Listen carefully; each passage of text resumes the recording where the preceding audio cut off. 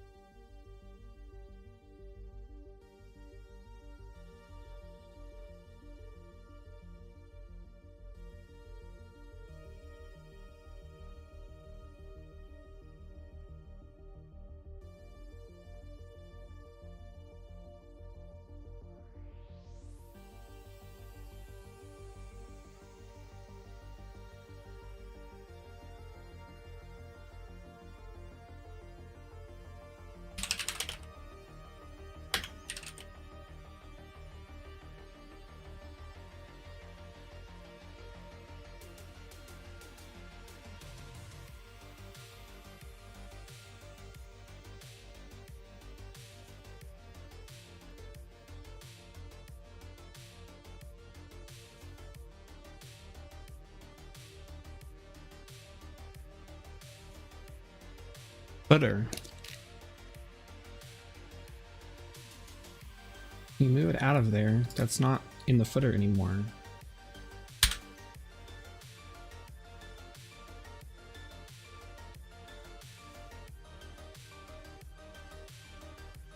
This.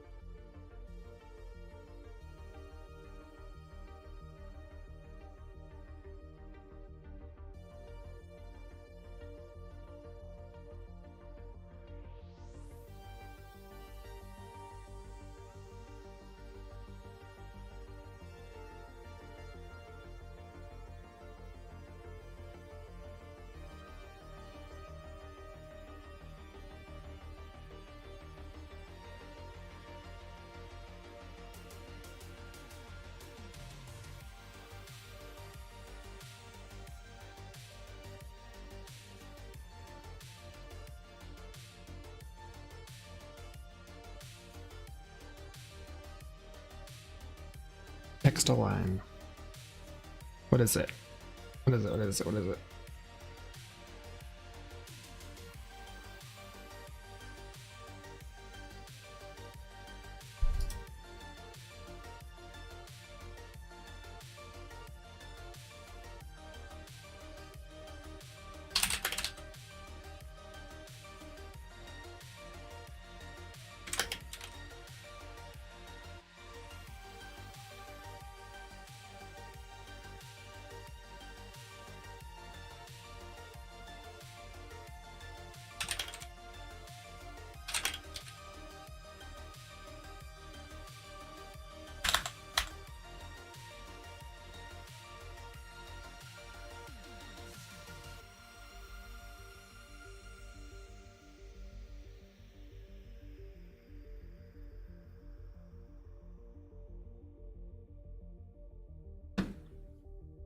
Yep.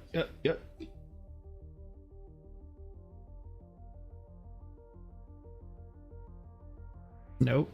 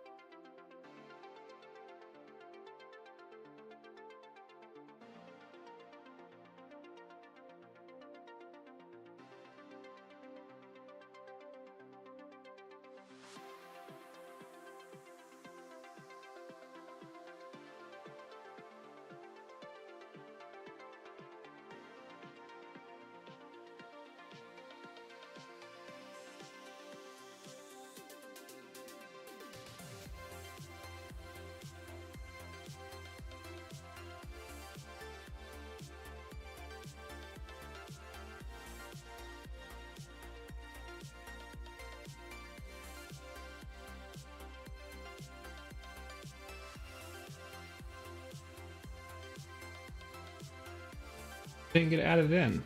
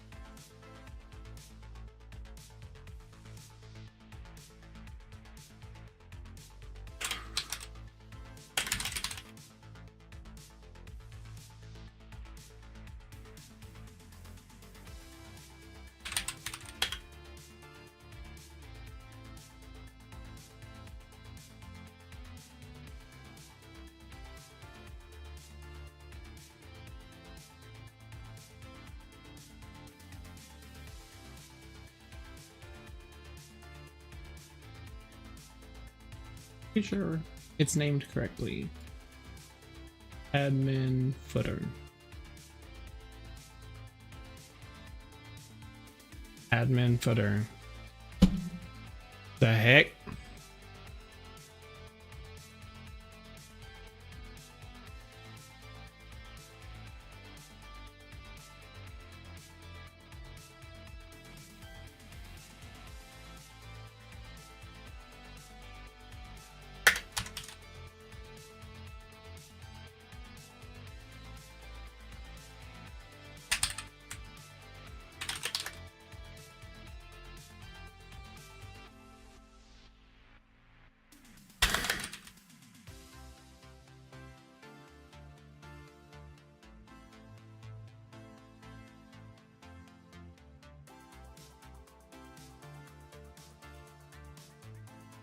Yes, they do.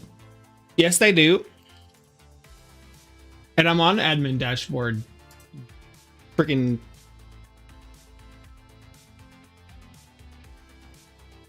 AI.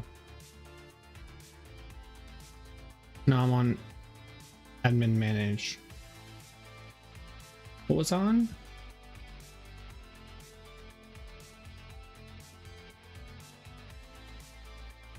Wait, wait. This is the dashboard page. Hey! Yeah, maybe. I don't know. Twitch was acting weird earlier. I had to stop the stream and start it over a second ago. Hey, how's it going?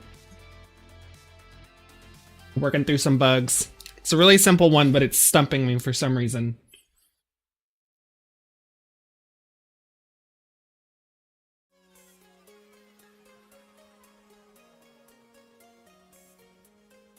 Oh, did we not add it? All of them?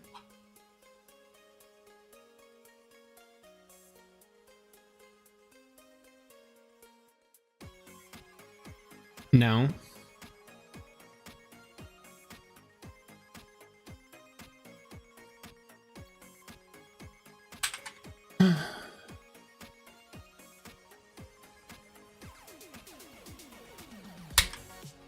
No.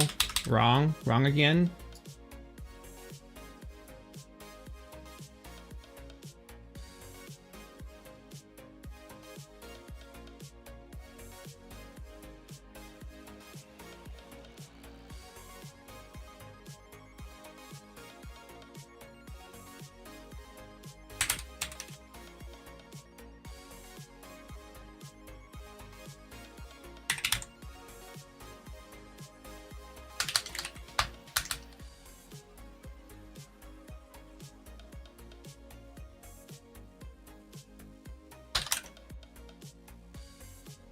I don't think anything else is in the footer, so it shouldn't break anything.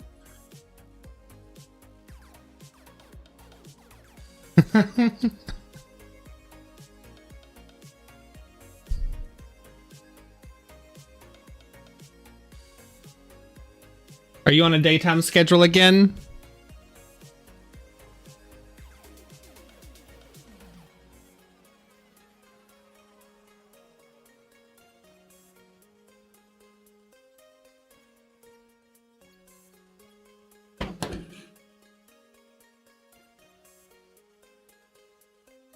Yeah, what's the of course it makes sense. Why didn't you put it there in the first place?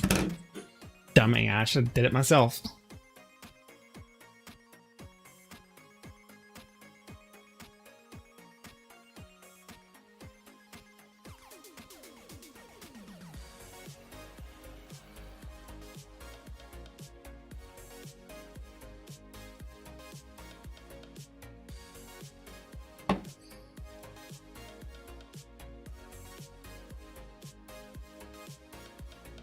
It's not needed in video player template. This thing's fucking cracked. Oh, I never even adjusted my audio levels. I don't even know if people can hear me. I assume they can.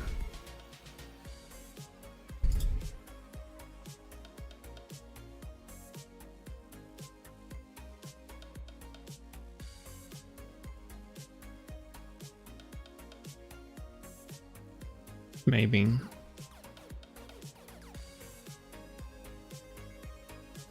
Maybe, maybe not.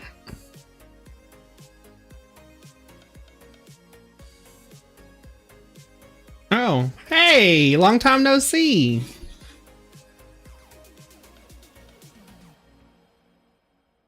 Yeah, y'all tell me, volume up, down on the music, mic up, down. I changed a few things and I haven't listened to it, and I don't have monitoring turned on right now, which I could fix, I guess.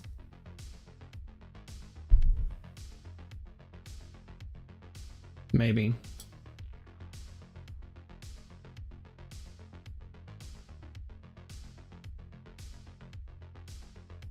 I think everything's going to the right place.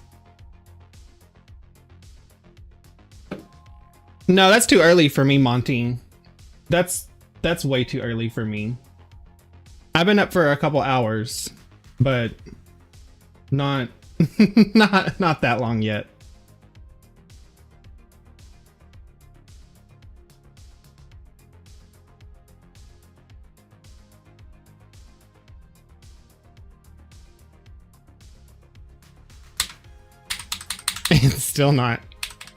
It's still not respecting the CSS though for some reason. It's stupid.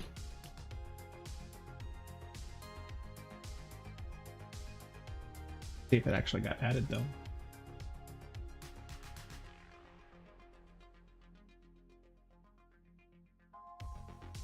Oh, it didn't.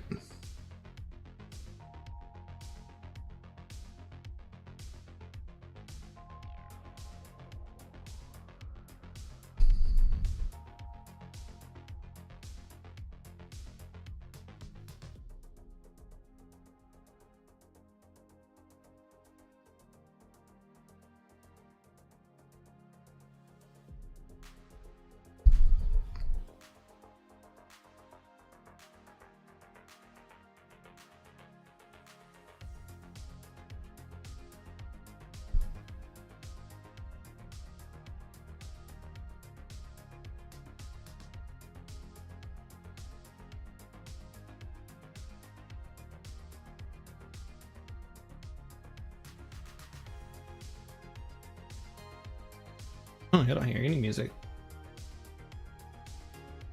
Oh, that's boring.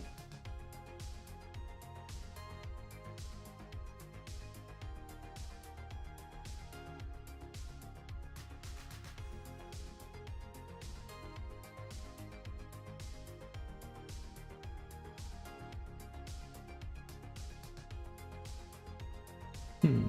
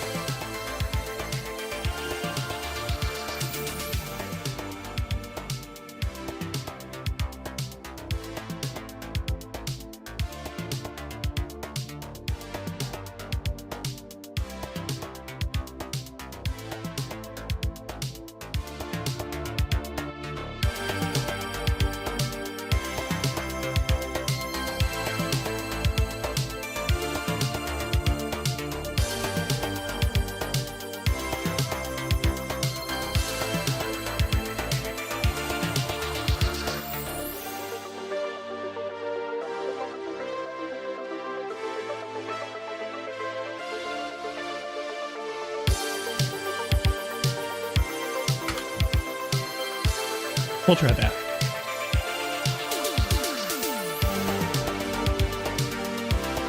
Yeah, y'all win any games?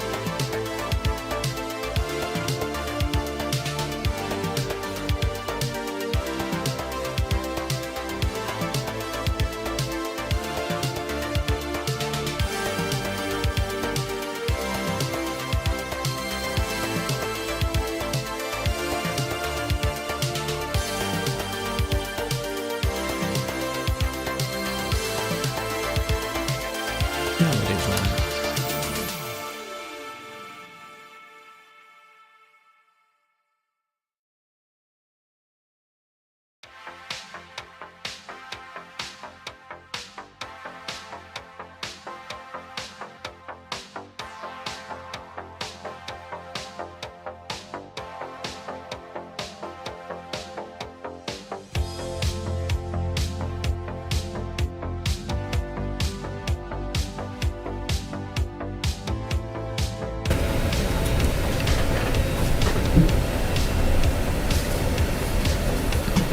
That's pretty good though. I don't know, Fortnite's been sweaty lately. I didn't even get on yesterday.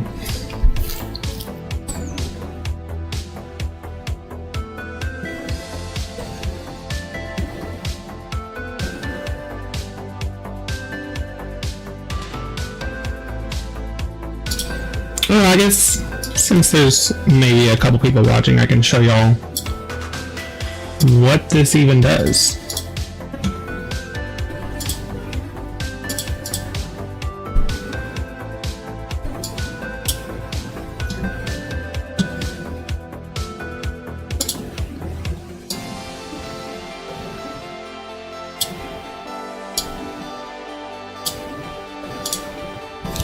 Ooh.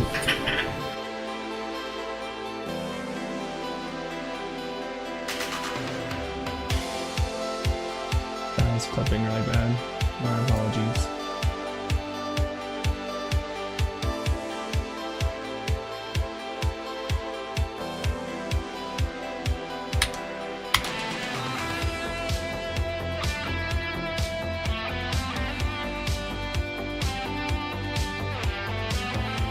That should maybe be better.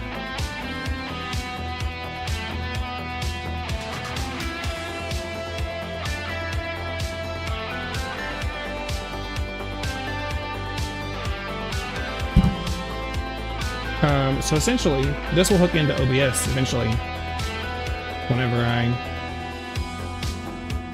get that part of it finished.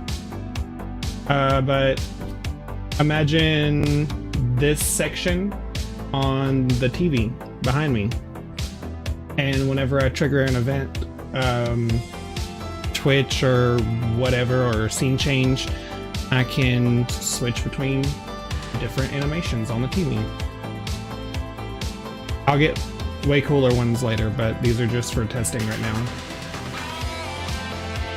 Yeah, I know. Sorry about the mic problems. Is it fixed now? A little bit better? Still issues? I can fix it. I didn't tune in the audio before I started. I was kind of just throwing the stream together.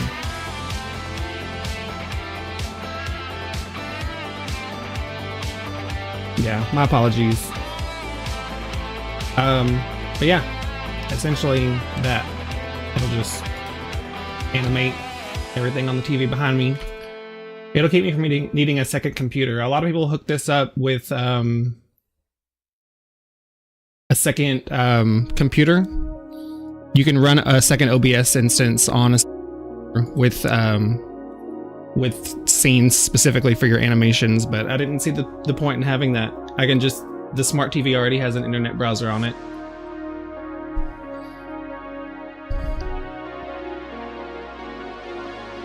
No, I can't deal with this mic monitoring.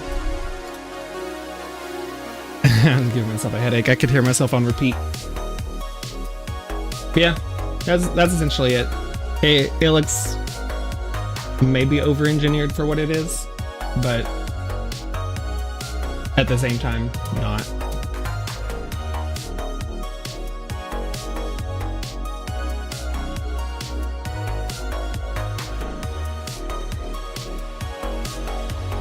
Yeah. Like if you had a second monitor, or like some people will have like cool backdrops behind them with a CRT screen or something like that, and they'll run a whole second computer just to get the webhooks from their original OBS instance for streaming.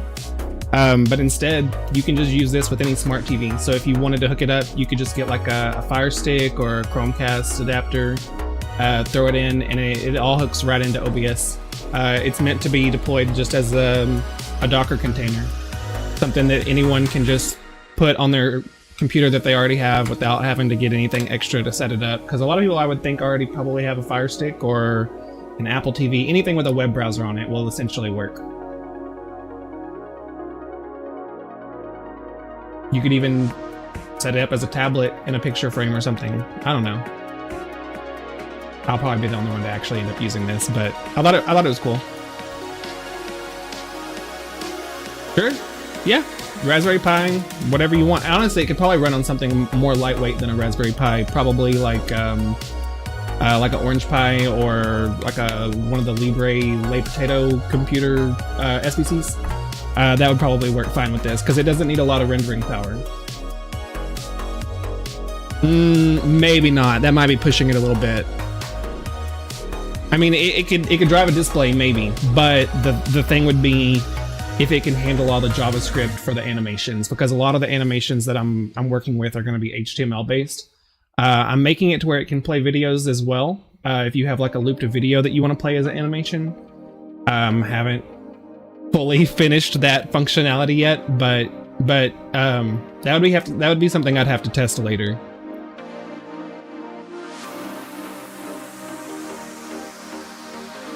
Right now I'm working on the simplest problem ever. I can't figure out why the version number is not showing up here. But where's that? It shows up here. And the whole thing is supposed to be centered. It's sticking to that left corner for some reason. And I've already made for sure that everything's called correctly. We have the admin footer class in the CSS. It should be centering everything. Like it should be considering centering the whole container. It doesn't help that I keep getting the AI to help me and he keeps removing some of my stuff, but yeah, it should be centering the whole container and the text inside of it. But it's not. It's centering the text inside of a small div on the left side of the screen, about that big.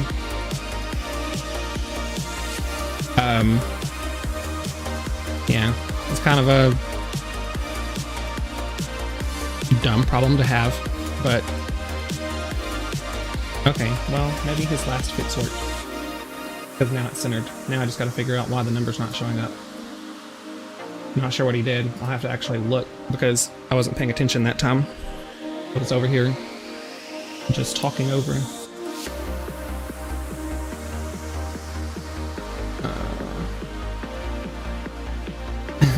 And of course I approved the changes before reading them. Yeah, I have a bad habit of that. To be fair, he does a pretty good job most of the time, but you have to watch. He'll change things and add things that you did not ask for, and then you'll have to go in and do a bunch of manual edits.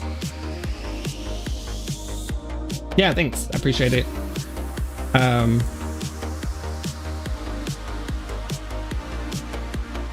We'll see.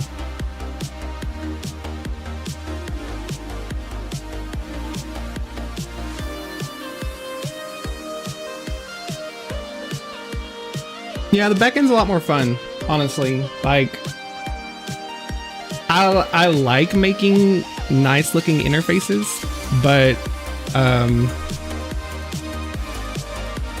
kind of a pain. Kind of a pain. You could shift one thing around and break your entire layout. Not always, but it does happen sometimes. Like just to get so I have a little mascot for the channel. You can probably see him on the corner of the screen. I'll move this over so you're not seeing double. But this little guy, I could pretty much add him to all my projects. For the life of me, could not figure out how to get him to float there, and especially like whenever you're on a mobile view, he kept taking up the entire screen. A lot of it's just going in and fine-tuning the CSS with like media queries to set certain screen sizes, but it's like a lot. It was like a lot just for one little thing.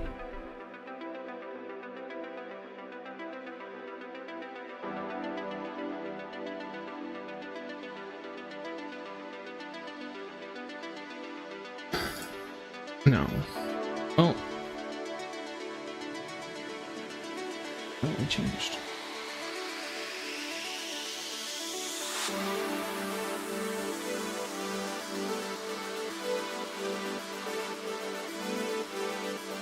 Yeah. Yeah. Big giant CSS file, which a lot of this is duplicated. I originally was doing page-specific CSS for everything, and I switched everything over right here to use a global CSS. But I gotta go through and clean up all the page-specific ones, because that's where some of my problems are coming from right now, is that some classes are duplicated still, and they're being overridden. Now I'll make a change, and I haven't gone through and cleaned up all the old ones yet, but yeah, it's still a very long styling page just for what it is. Yeah, nothing is in there.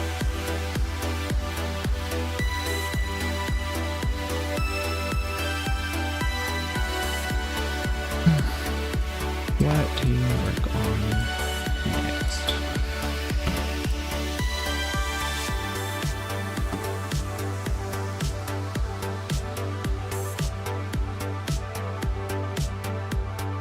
You didn't do anything?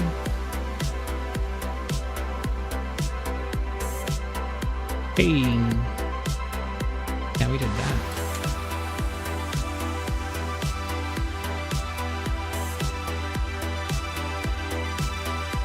Done. Completed. Love to see it. It's not really completed, but it's completed enough for now. I gotta go through and add more instructions. Documentation. Yeah, I do. I don't trust it. I don't know if that's just an old habit that is carried over from a million years ago starting out in Microsoft Word, but I constantly find myself Control-S-ing on the keyboard or coming over here and actually saving. I know it has autosave. Yeah, it has it turned on. I don't trust it. But that last one is because I was actively editing the file. I probably just hadn't kicked in the autosave yet. But I didn't see any flags on it. It'll usually at least in VS Code, it'll usually flag a deletion right over here by the numbers, and I didn't see one, so whatever it was probably done by Claude. Claude probably did something, but I didn't see anything broken.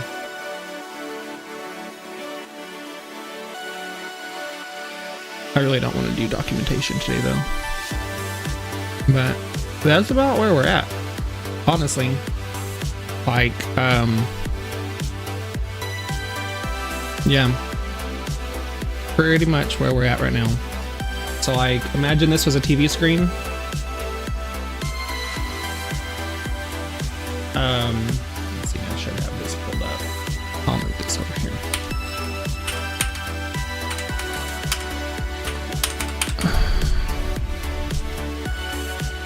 Somewhere over here. This is essentially what the queries would look like from StreamerBot or from OBS. Not exactly, they're structured differently in each one, but you could test in PowerShell to do a similar thing. Just by sending a post request over to it, we can change it, and boom. And that's essentially what OBS and StreamerBot would do, a similar thing.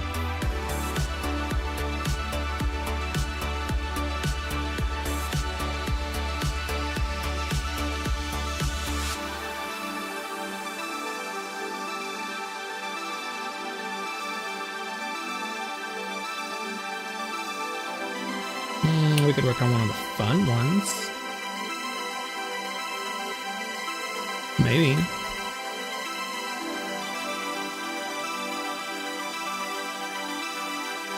know. Or we could do cleanup. I don't really want to do that either.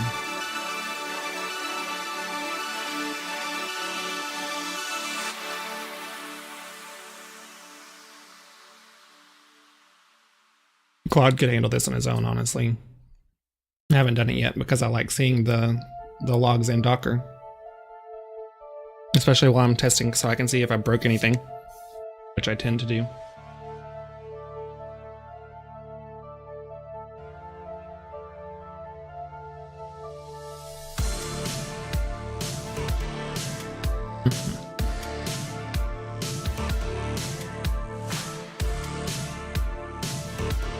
Let's do some cleanup. I know a lot of these have inline CSS. Just gotta find the ones that do, like this one right here. That should be its own file, honestly. Do I want to do it? Nope, not really.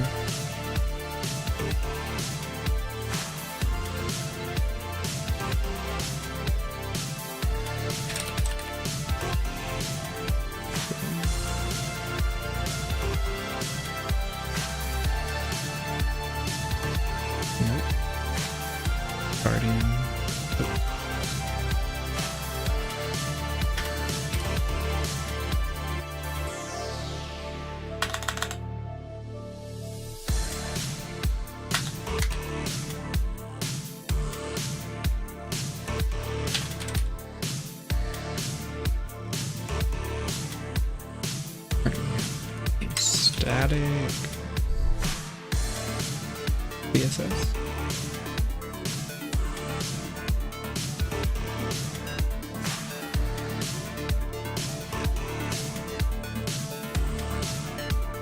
We'll let him do that.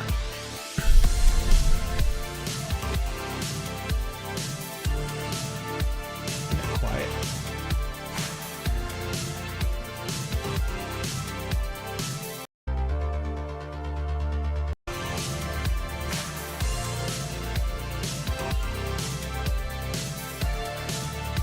Okay.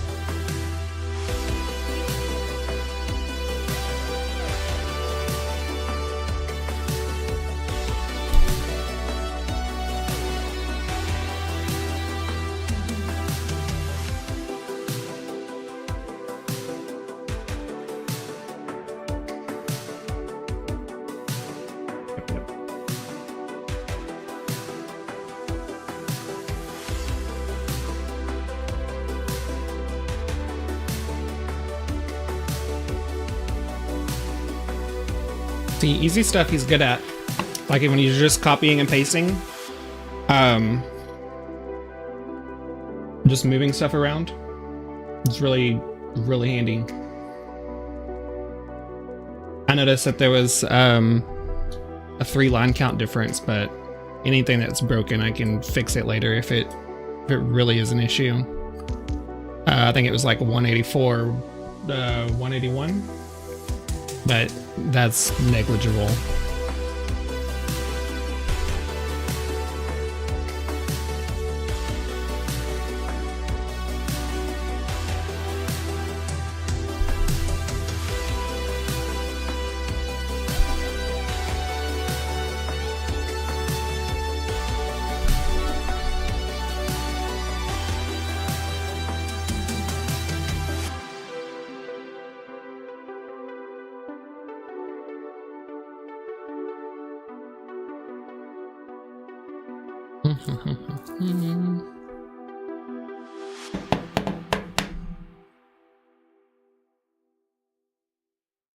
Let's look over there.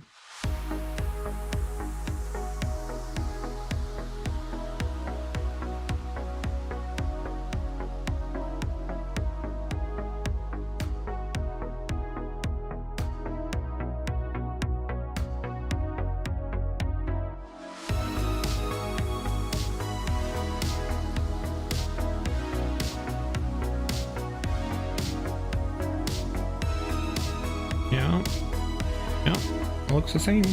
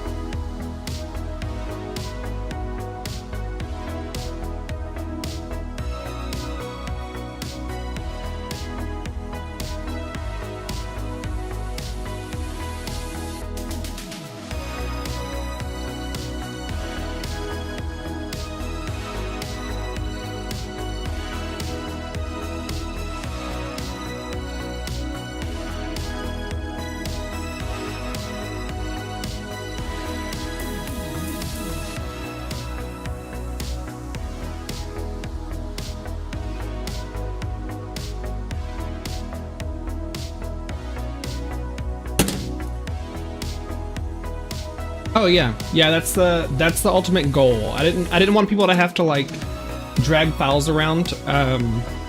So I made its own page for it. You could just drop them in. Ideally, this would just, you know, be saved as a link somewhere. People can get to it easily. You want to update any of the files? They all show up here. I have a few like basic ones that I've made just to get people started. They're not great yet, but this one's not too bad. Let me see if I can get back to it. This would be more for the streamers themselves to see, because no one's gonna see the TV in the background on a BRB screen. So just something for them. Keep up with how long they've been on a BRB screen. I think the cooler ones will be whenever I start going to make like subscribers or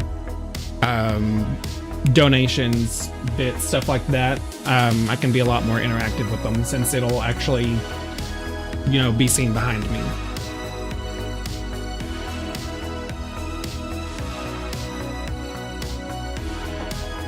But yeah, something easy to use. I wanted everything just to work. Because I probably could have accomplished this a lot easier if it was just intended to be used for me and just have the folder set on my computer, drag and drop files in, but I wanted to make this to where anyone could use it. Yes, yes, Monty. I know. My cup is empty and I haven't gotten up yet. I need to do that in a minute.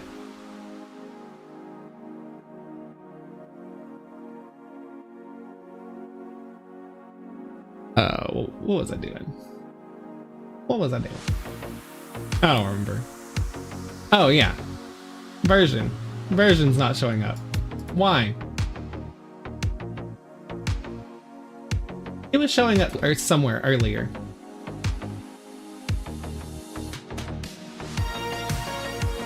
There, on the instructions page. It is showing up on the instructions page. So we did something right on that page.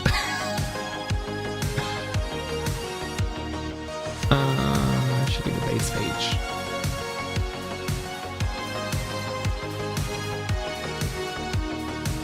And it too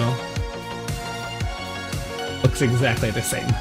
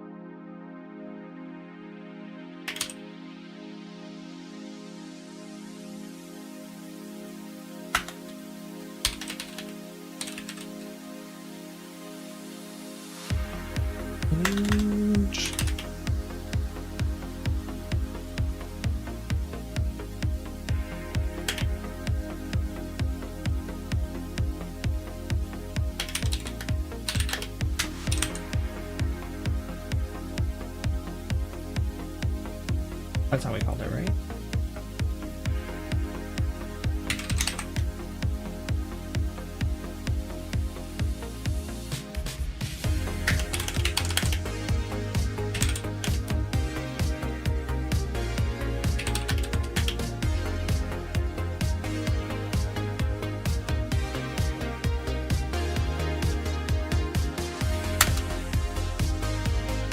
Let's see what he thinks. I'm gonna go get a drink while he's thinking about that.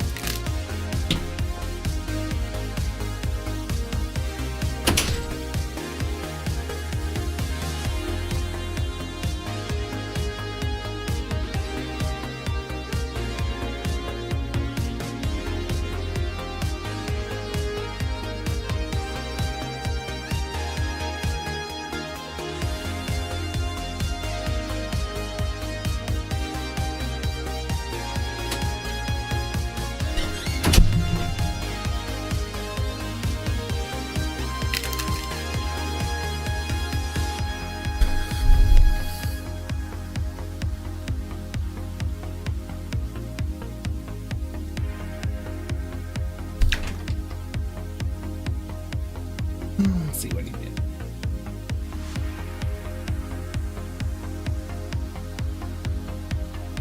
There you are.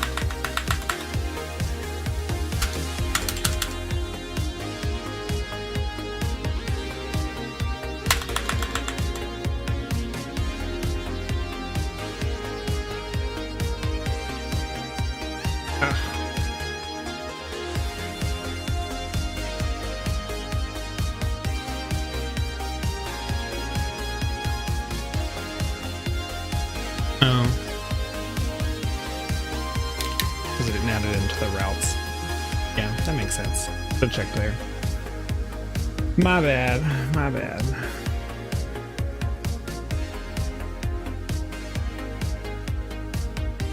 That's lazy.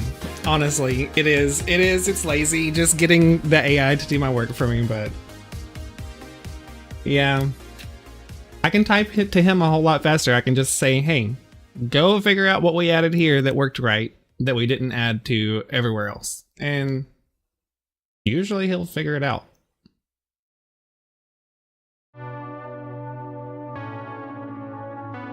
Django. Don't know if I've even done anything with Django before. I usually just do everything with Flask. Let's see.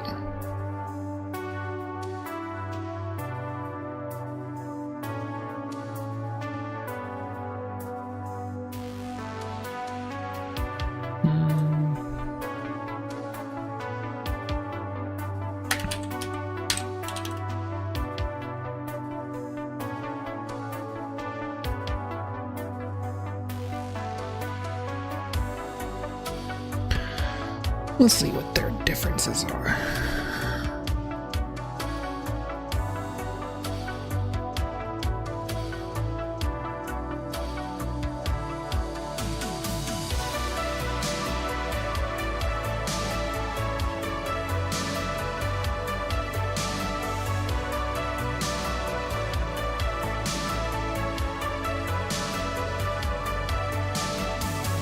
Okay. That's interesting. No, I've never done anything with it before. I'm not familiar, but it looks interesting.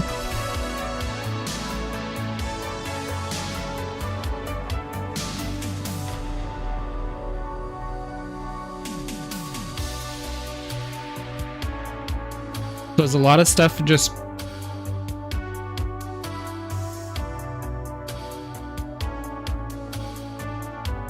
a lot of it's just pre-built in Django?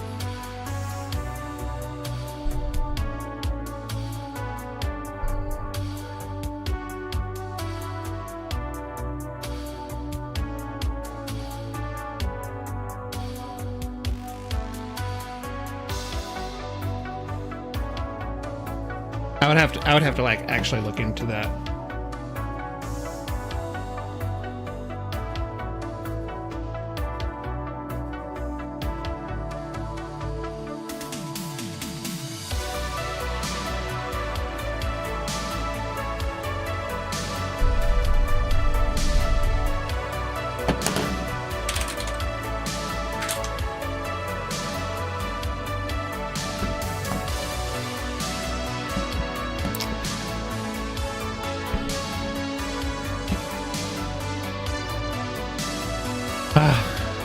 And we're working finally.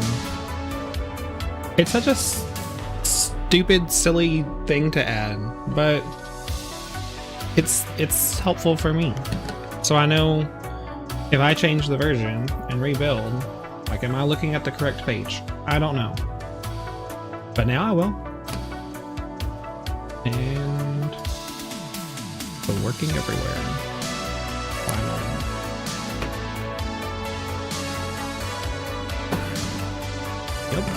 Yep.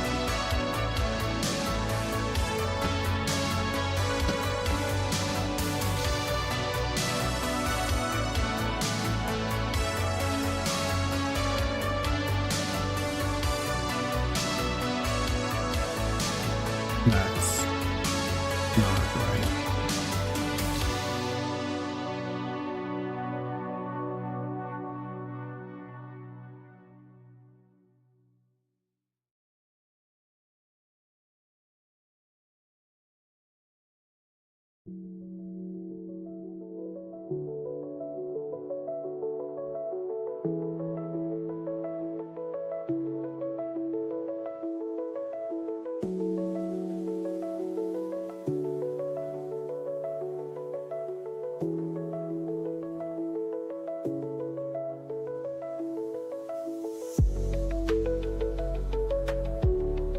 I just use no.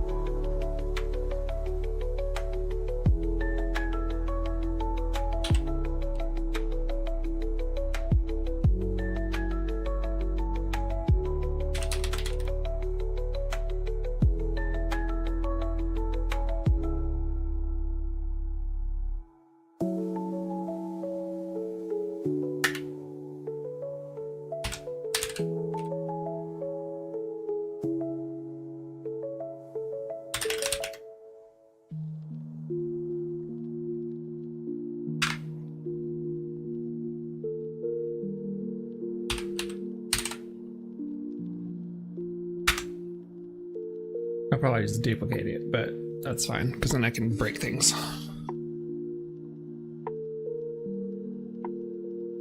View files, view models.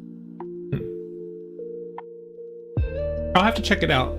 I like learning newer things. I really only have my main experience putting everything like this with Flask. I think I've used it in all the projects that I've attempted to start so far. This is the first one that I'm actually possibly going to actually complete. We'll see. It's to be determined. Depends on if I get bored of it before I actually finish. But we're getting really close. The to-do list is looking real small on this one. So like we did a lot, and a lot of the stuff I did is not even on here. But yeah. I did go ahead and put it on GitHub recently. If anyone is watching and wants to take a look, it is on GitHub. It may not always be up to date. Yeah, I kind of started over with it a little bit. I wasn't liking how a lot of the stuff was turning out and started over. But then added in a bunch of the stuff that I had already done back to it. So yeah, it's clean enough that it's usable. If anyone wanted to take a look, they're more than welcome.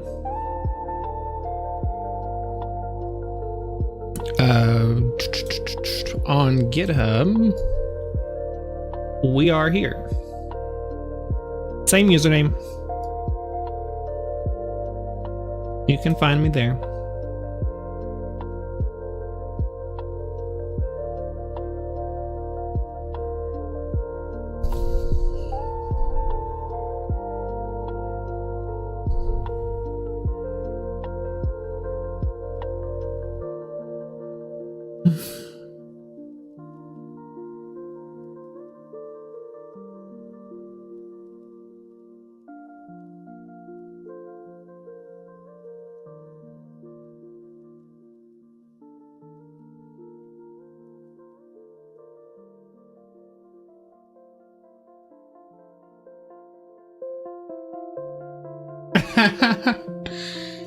Yeah, mine's an interesting mix of almost completely unfinished projects. Like this one is one I want to get back to eventually. This is also, and this is another OBS widget that I was working on for a while, but haven't really done anything to it lately. I can actually show y'all. It's not gonna play the correct, it's not gonna show the correct song right now, but I think it should be that one.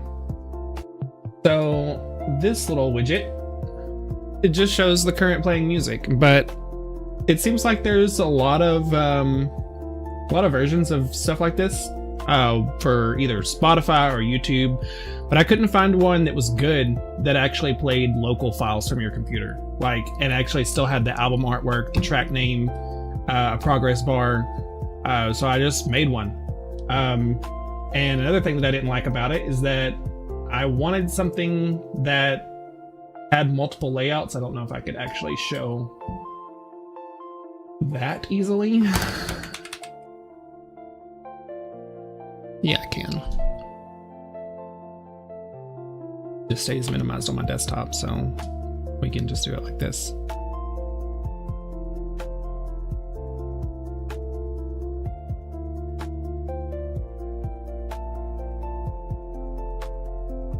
Yeah, I'll look at you in a second.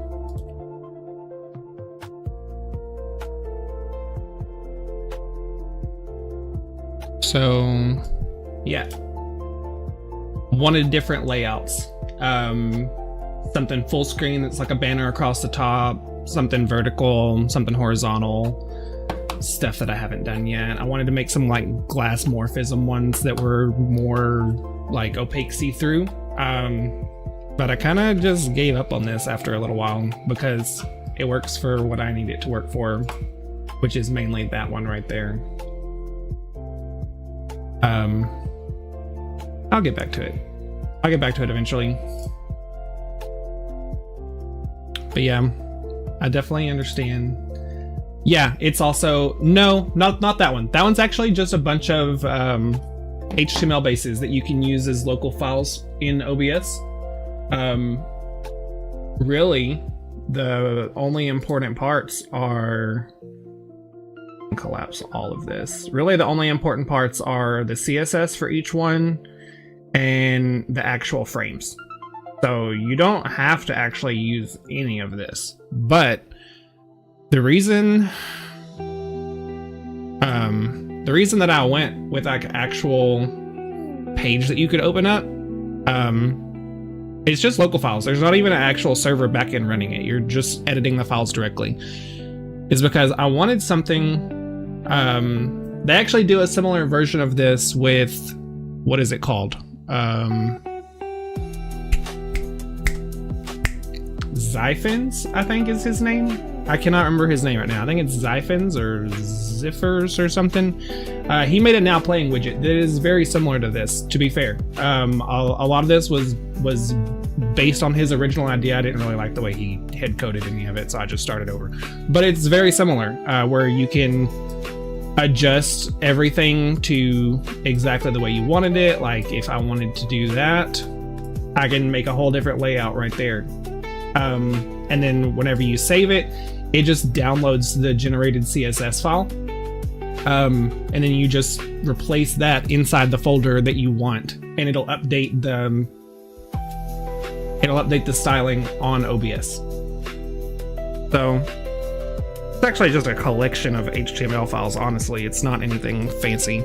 I could put the whole thing in, could wrap the whole thing in Docker and actually like serve it as an actual app with different routes, but I wanted to keep that one simple because I feel like a lot of people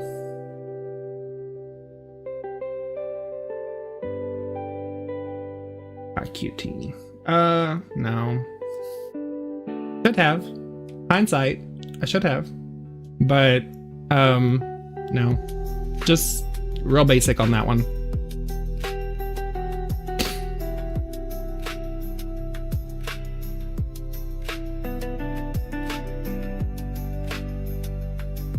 Oh, that's the wrong. I was gonna say, I know he was working on something. What do we do? What do we do? Where we're at. History. Oh, right here.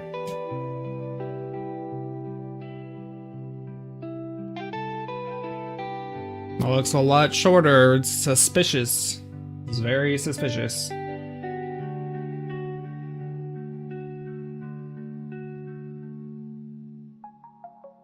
Which would probably make sense if we're not using.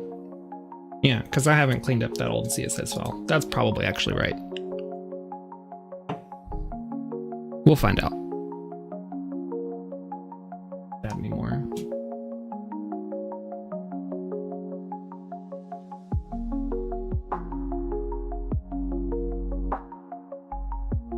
I mean, it's still working.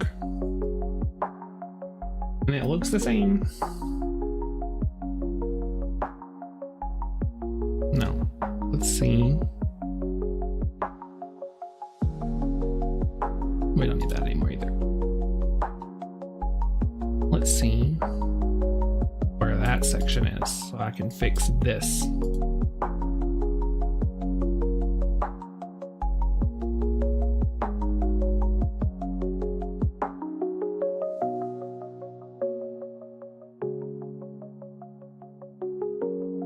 And it is support text.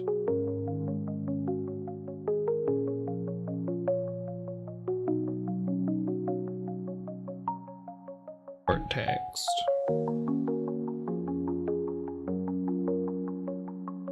And it's H4.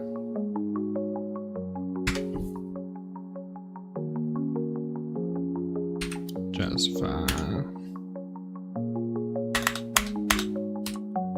Left.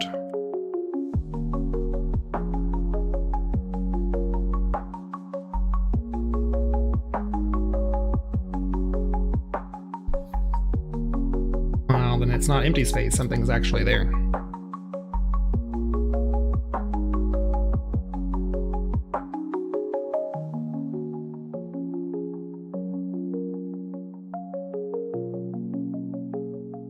Find it.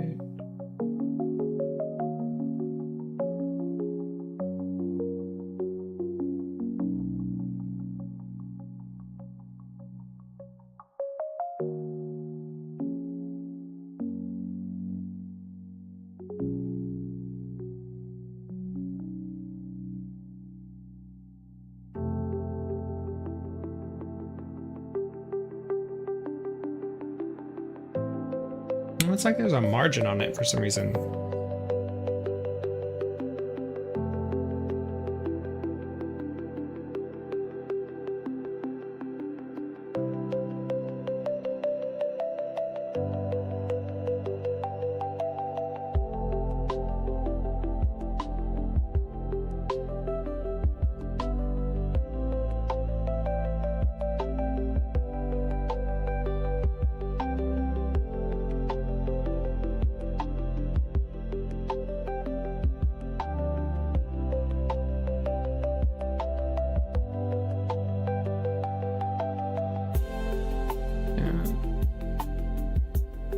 Where's that coming from?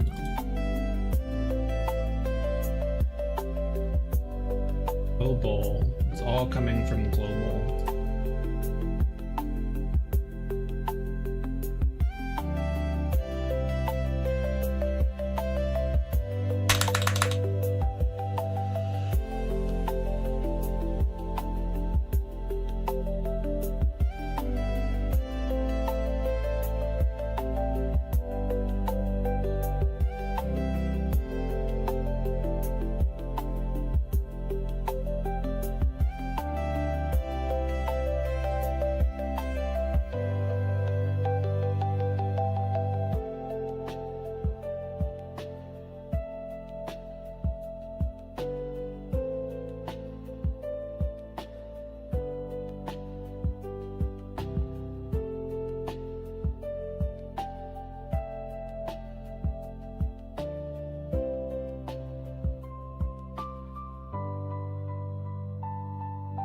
Was it?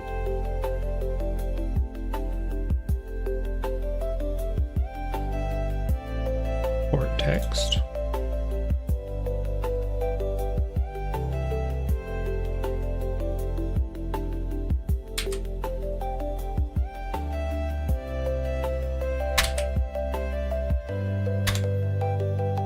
It would help if I could type. Now let's try it.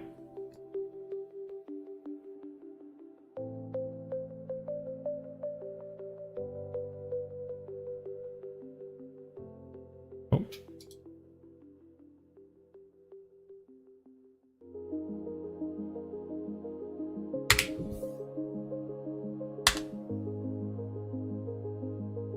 Just fine.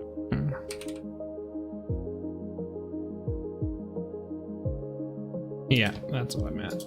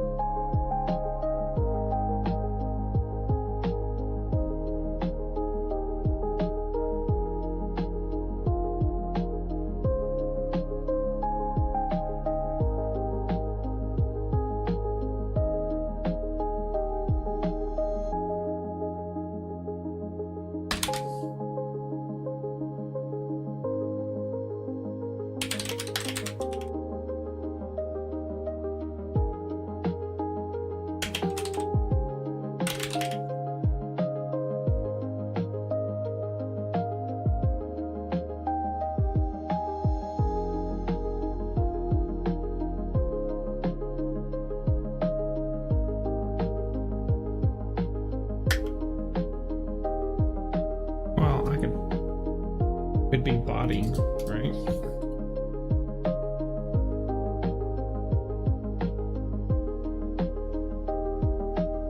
It's coloring.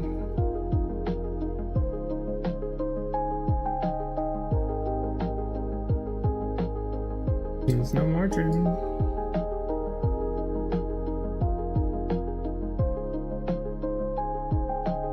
Padding. Oh. But that's it right there. Well then override it. But I don't want to use an important flag. I could use an important flag there. I don't like doing that. Then I gotta remember where they are and why they only affect certain pages.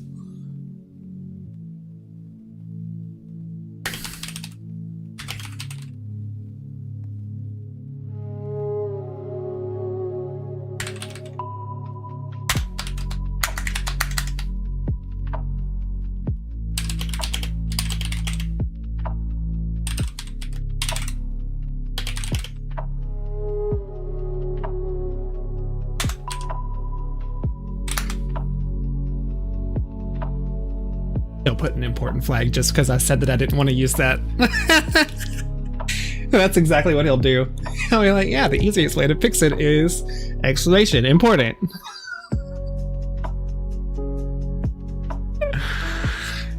Yeah, you're right. Yeah, it wasn't the whole H4 tag. It's just the body under it. Yeah, that was my bad. I was looking for the wrong thing at first.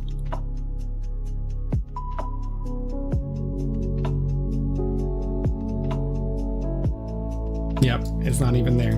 It would be body, but that's coming from global, not this one.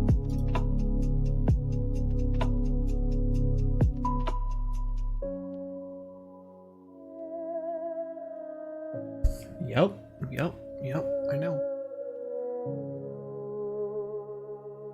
Remove it. Take it away. I could just add a body section in here, huh? That's probably what I should have done.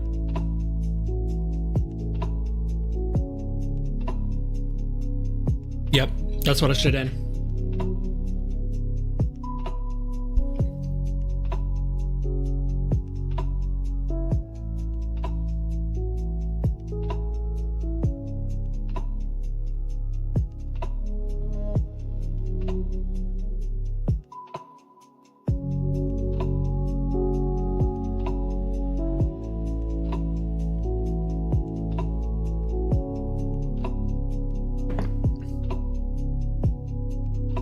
If it really comes down to it, I'll just assign the line to a class and just give it specific styling, but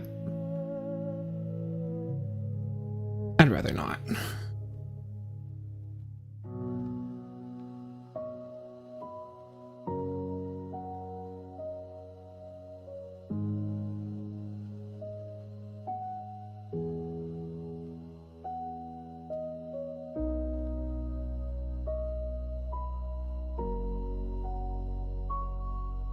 Oh, kerosene, that's what you meant. Like that. Yeah. Yeah, that's what I should have done. That would have been even better.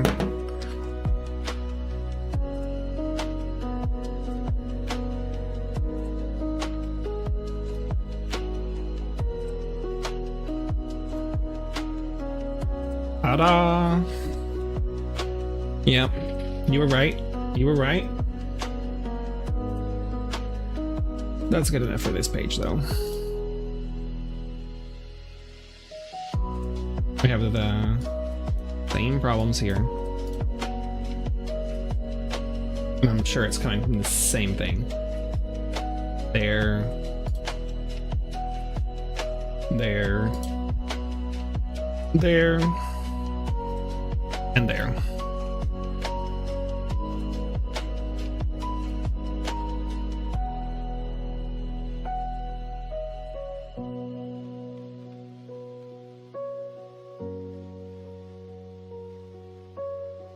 That whole section.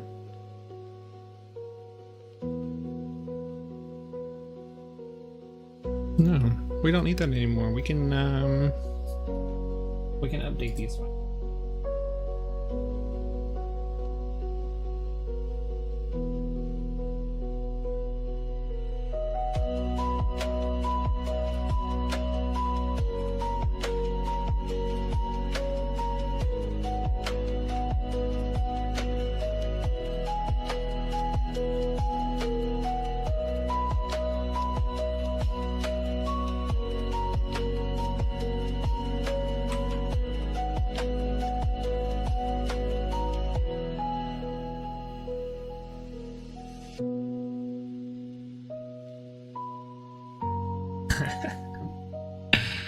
Okay, maybe not. Maybe that was a little too soon.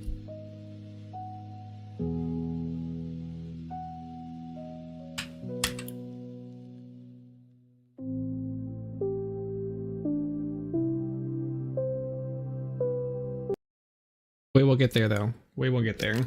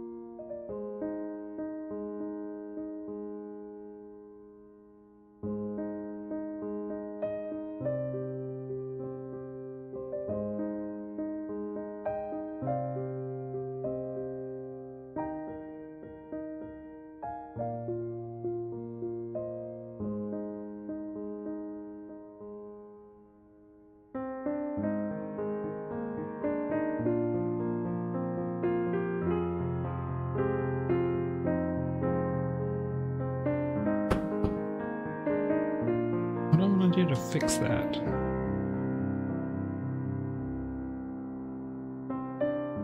Yeah, I have a few things that that use Ubuntu. I don't use it too much. I mean, most of my little server things do, but not for a desktop computer, not something with the actual GUI. I prefer Windows. And I'll be the first person to tell somebody, like, whenever they say Linux does desktop better, they're wrong. It's just, it's the whole Linux sphere is too broken. Nothing ever becomes unified enough to where you can jump back and forth. Now, don't get me wrong, there's going to be like a few exceptions to that where people actually prefer, like, because it's all going to be a preference. But as far as like seamless usability, I think Windows and Mac OS actually do it better currently. Now, maybe that'll change in the future. Maybe one specific Linux distro will just get their GUI perfect where it works with everything. But I haven't seen that yet, and I don't see it soon.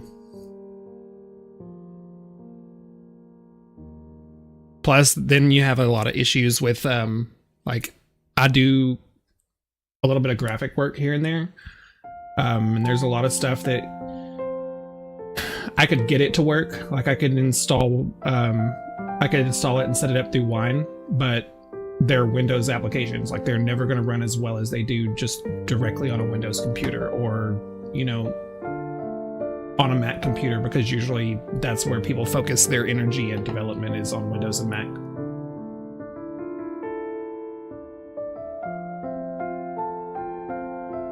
Yeah, natively. Exactly, natively. Now, if developers took the time and actually started putting more effort into making things run natively on Linux, I think that would completely change everything. Like, I would be the first to say that I'm wrong, and just do whatever flavor Linux you want. It's gonna work. But that just doesn't seem to happen. And a lot of it comes down to, how do I say this without sounding like an a-hole? Money. That's what it comes down to. Companies want money. It's the same reason, like, certain games won't get put on Linux, like Fortnite. That's like a notoriously famous one that it can work. Like, there's nothing preventing it except for easy anti-cheat, and the only reason they use it is money. They say it's because they want to prevent hackers, but it's not stopping anyone. It's really not. It's not stopping anyone who wants to actually do it.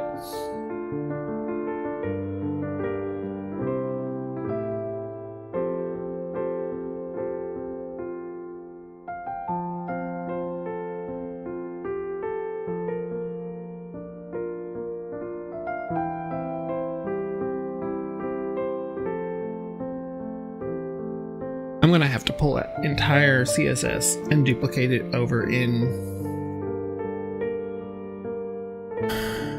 this one. That's what I was trying to avoid. I'm tired of looking at this long file, because I know a lot of it isn't relevant. Like, a lot of it really isn't. That's what happens whenever you try to design everything into a single file at the beginning instead of breaking it apart early. Like, I literally caused my own problem, and I don't know a good way to fix it now.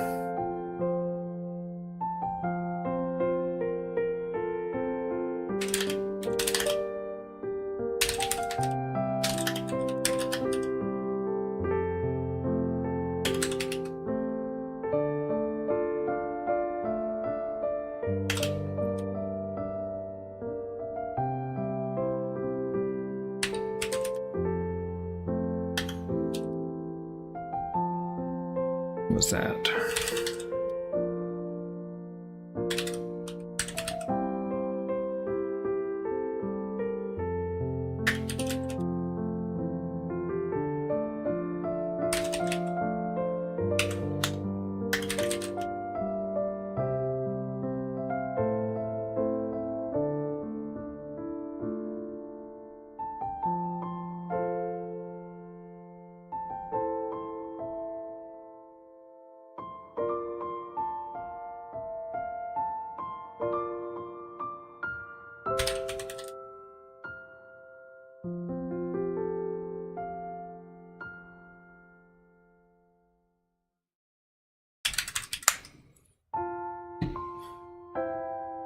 Yeah, exactly. That's all they did. They played the blame game. They wanted to say, "Oh, it's easier for people to hack on." No, it's not.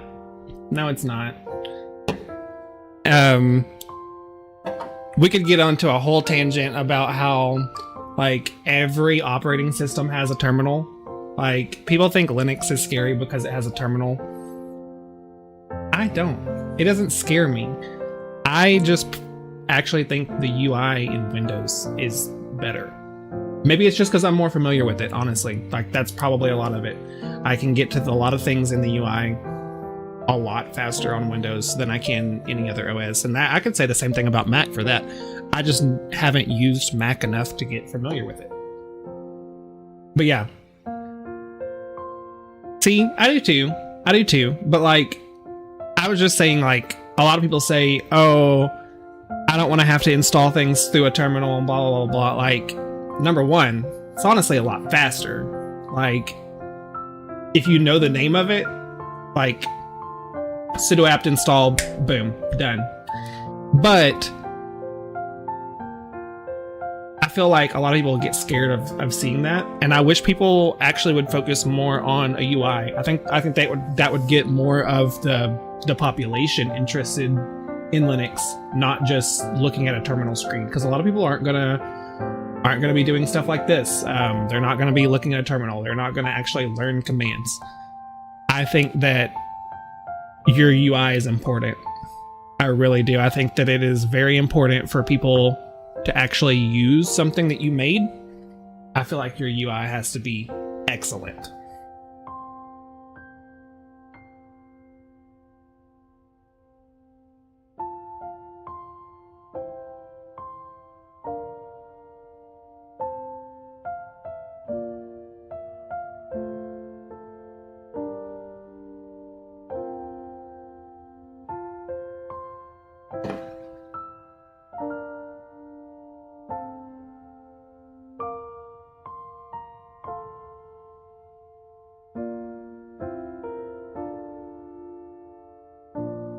I'm definitely not expecting perfection here from him moving this around. But if he can move everything over to use the actual CSS and at least take out the gaps, I can go copy and paste out the extra sections that we need if he leaves anything out.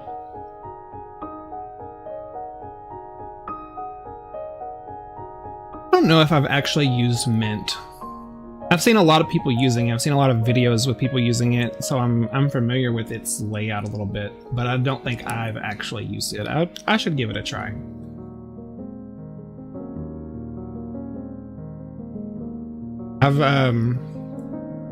I mostly install either Ubuntu, Debian, or on certain things, even like what's the Raspbian, which is, you know, Debian on Raspberry Pi. But yeah, that's true.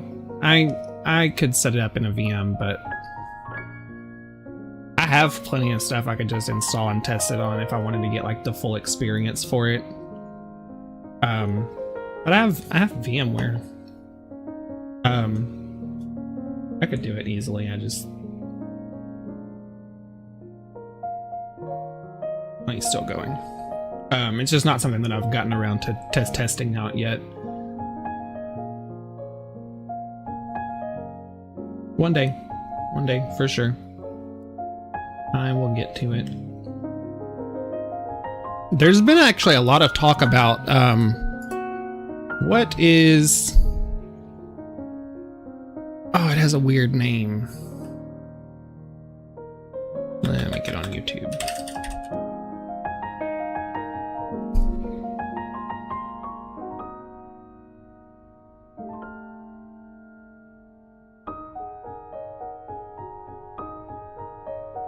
I will find it.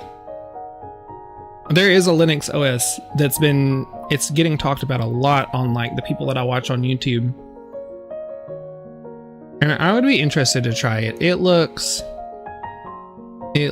interesting. It's very, very minimal, very terminal oriented, but it looked like it was done really well.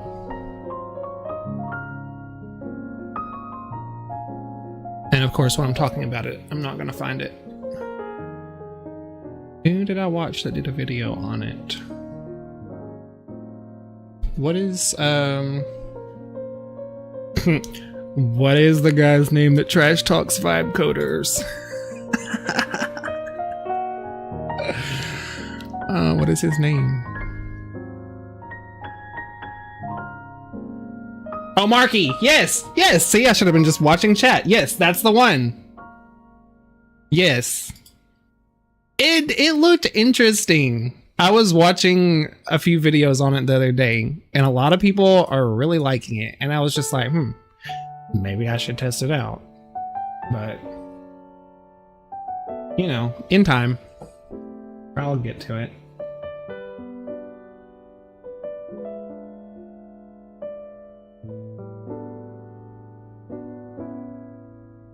See, I've never used Arch either. I saw that you mentioned that. Pre-install the famous apps. Oh, okay, yeah. I think that's one of the things that was mentioned on there, is that a lot of stuff is like already in there that you would already use. Yep, I was gonna say, I know that they said that there was an IDE already that was installed with it by default, and I was like, this seems like it's specifically for maybe coders, possibly? I don't know. It was interesting. I'm definitely gonna have to try that out.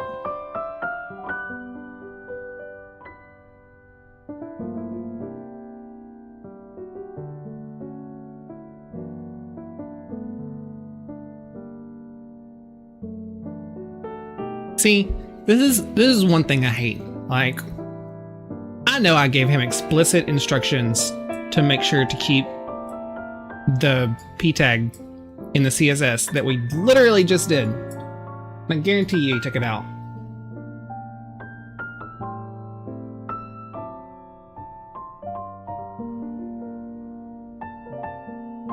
Yeah, that's not a good way to search it. Port. Text. Well, it's because they're named differently then.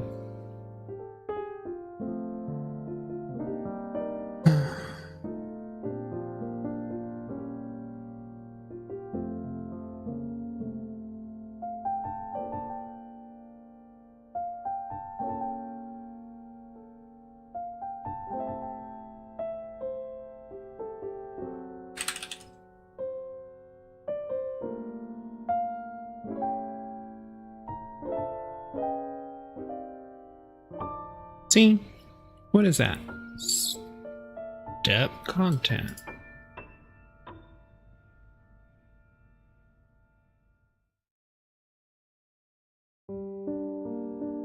So we need both of those to be the same.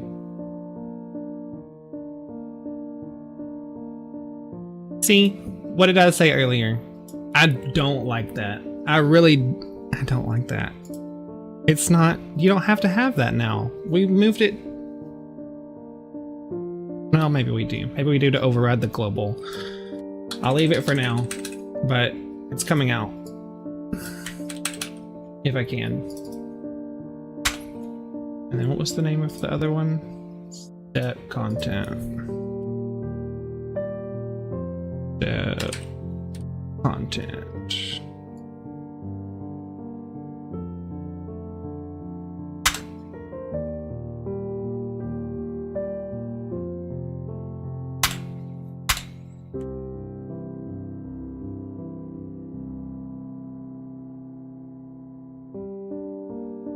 There. See? Dumb AI. That's better. Now to this one. Did that fix it on all of them?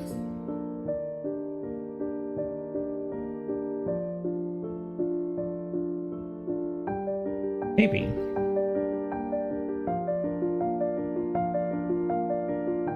Nope. Right there. Oh no, that's centered.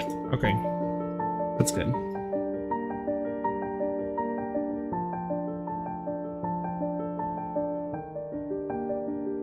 Nope. Right there.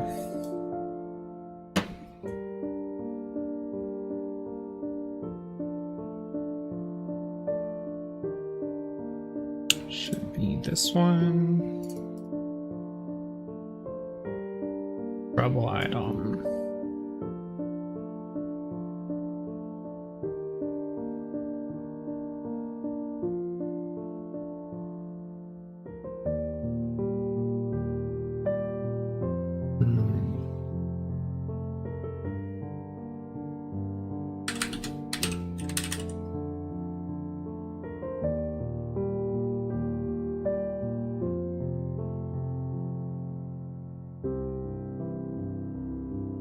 No, that wasn't it, was it?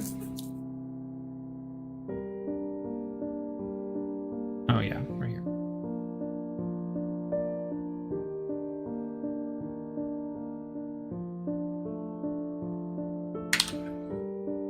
Oop, wrong thing.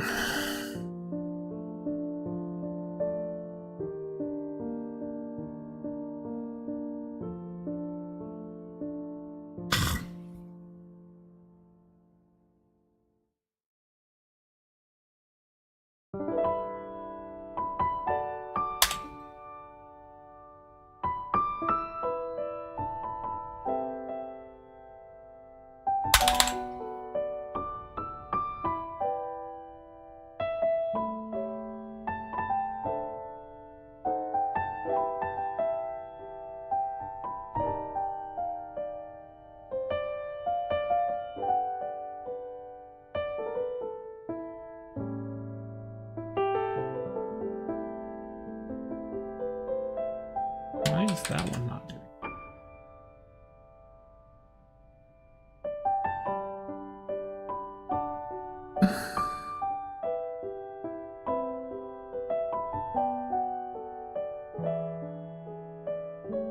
Oh yeah, you're right. I did it in the wrong place again. Yep.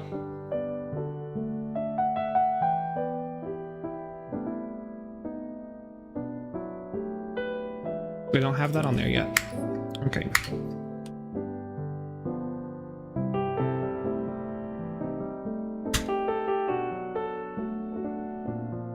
Thank you, thank you. Good catch.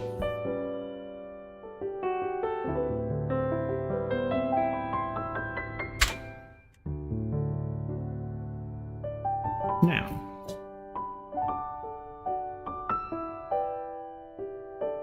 Yep, yep.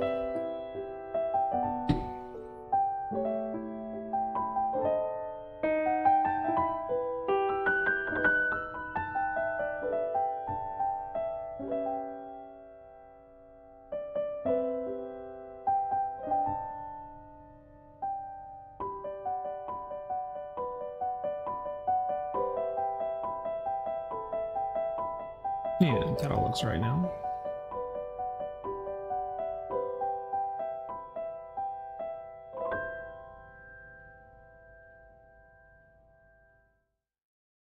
Eight.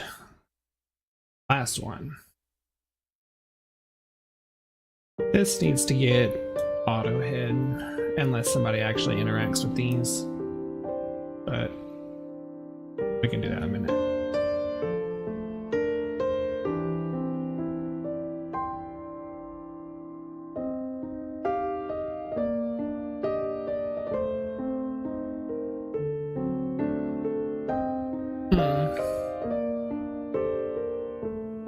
How much you want to bet that these will conflict with those? Actually, I don't care if those get justified left. That's fine with me.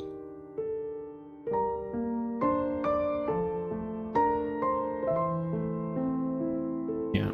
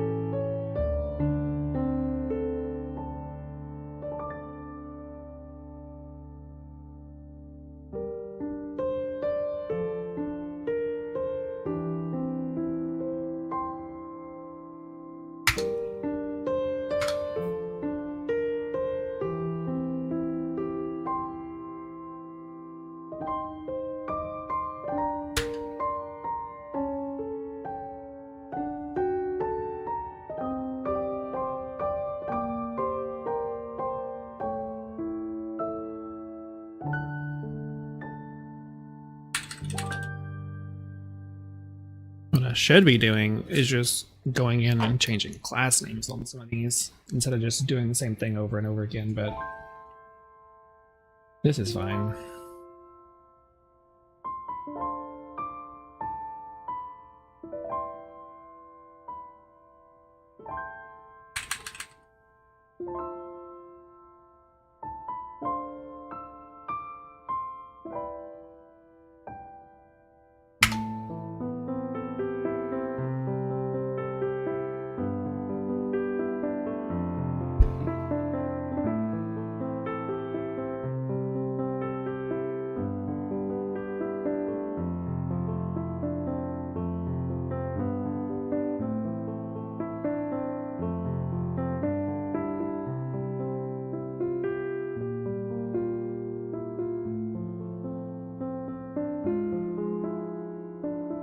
That's one.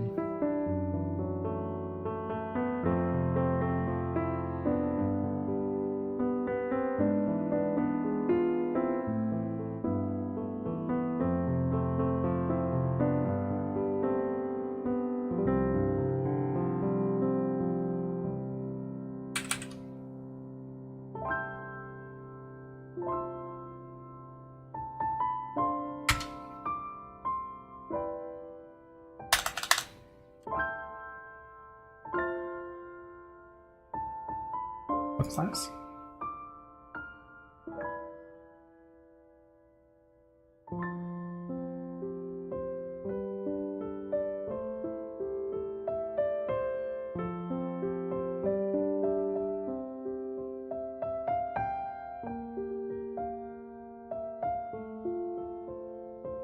No, it's for the card styling.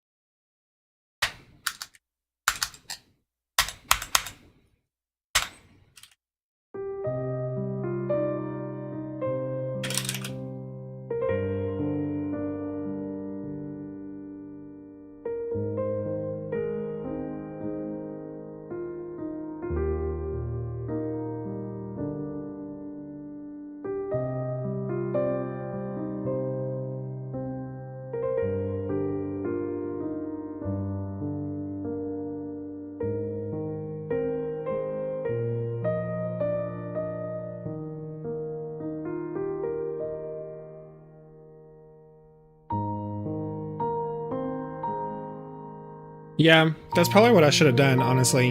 Is just went in to make all of these the same class. So, because they're all going to get the same styling at the end of the day. But for whatever reason, I didn't.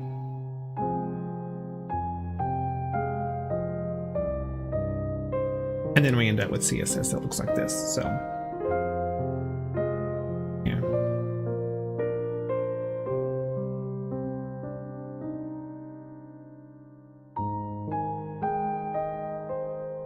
I don't know if I want to do it to the whole, to every single card, though. I mean, it's fine because we're doing page-specific CSS now. We're overriding the styling and body. I mean, the body styling in global CSS, but I probably still should have just somehow made it a general rule or unified the class names on a lot of the things.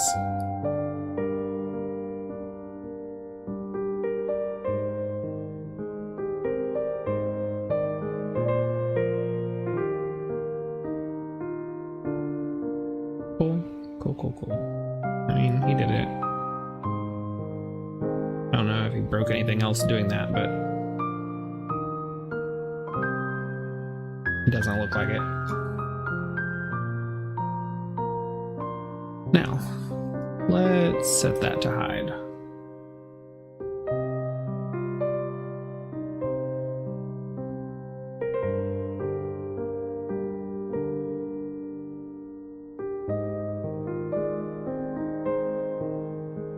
Million tabs open.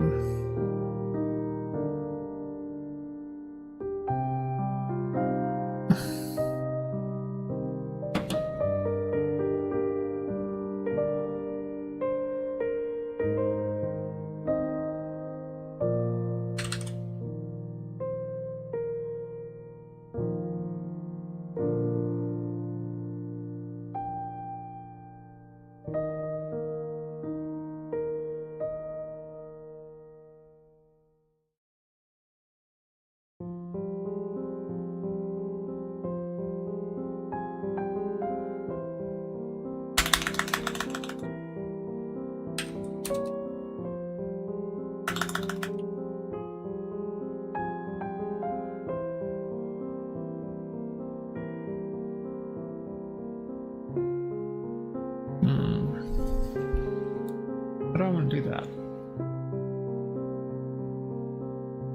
But yeah, I just started, like, I'll always kind of like, I guess, if I get stumped on something, I'll ask ChatGPT or something sometimes. But this is new to me. I've had this for a few weeks, and I actually kind of like it. It's very different. I don't have to search for things as much. Like, if there's something that I have to change across like 3 or 4 files, I'll just tell him to do it. He'll search the entire project and just change it. Now he'll mess it up a lot. Like a lot of times he'll mess it up, but I can just click the undo button and try it again. A lot of times it comes down to like how I prompt him. I found out I'm not very great at the whole wording my prompts well enough for him to understand my intent. I gotta get better at that, but I think it's not too bad. Yeah, it's fun. I've self-hosted an LLM for a little while before. You need a really good GPU to do it though. In this computer, I only have a 3060 right now, and it could run models up to around 14B. But it would also like hit my CPU a lot whenever I'd run anything that big. I would say anything under 7 or 8 would be fine for like a 3060. Now, if you had like a 40 series or a 50 series GPU, that would be a lot better, but you need one with a lot of RAM. And the one that I have is, I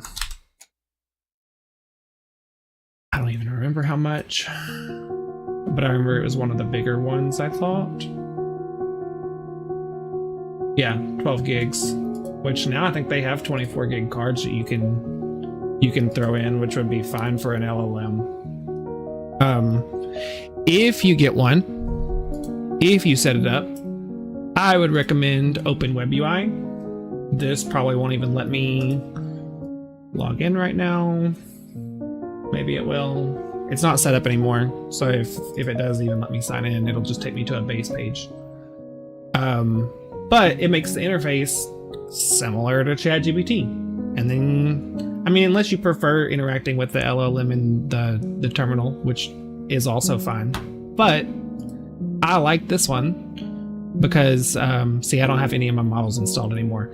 In this list right here, you can install whatever models that you want to try to use. Like Olama or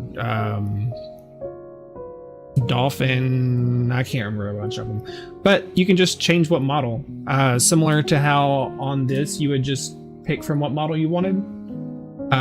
Yeah, the OpenUI team, they did really good making that. OpenWebUI, my bad. Not OpenUI, OpenWebUI. Yeah, it's really nice, and you can even integrate Stable Diffusion into it if you want to have inline photo generation. You can integrate a Stable Diffusion instance into it and have everything all in one window, which is nice. Oh, on a laptop, yeah, probably not. Now, if you wanted to just try it for fun, stick with something that's like a 1.5 model, a 1.5B model or something like that. You might get some crazy responses, but it could probably run it, because you could run smaller models like a 1.5 or 3B models on even just your CPU, even if you don't have a dedicated GPU, as long as you have enough system RAM to actually store the model in.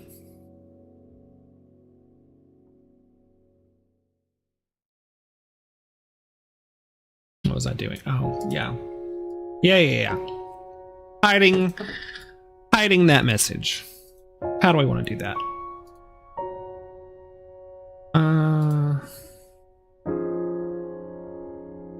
We can see.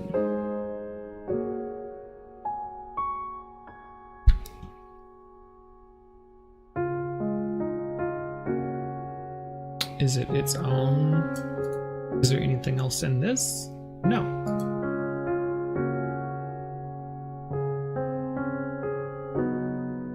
I just hide the whole message then.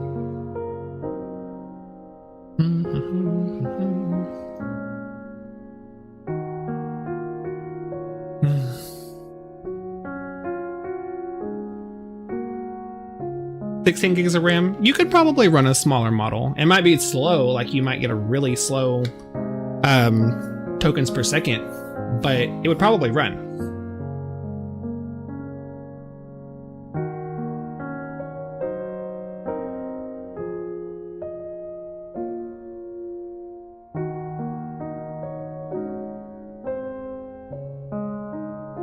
If you've never installed one before, this is just my take, but I would recommend Olama. Little llama guy. Makes it super easy. You can use the actual desktop version, and you can just select your model from there and it'll install it. LM Studio, yeah. I haven't used it. I've seen people using it before. It seems kind of similar. Oh yeah, I forgot you're using Arch. Might be slightly different on Arch then.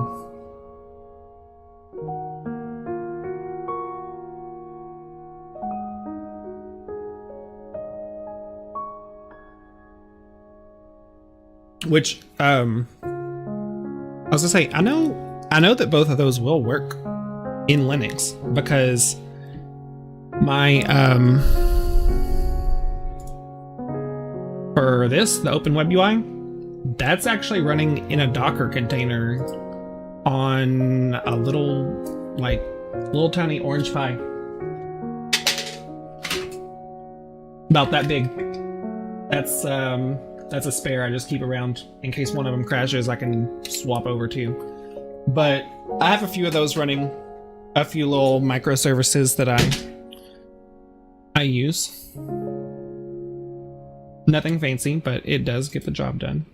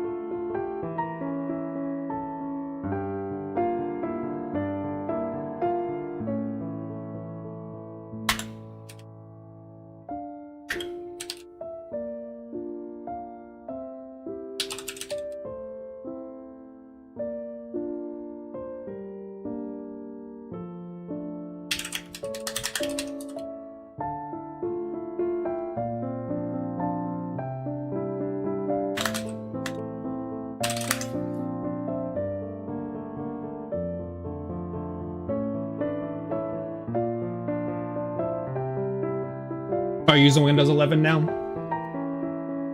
Same. On, I think everything except for one of my computers. One of them is not.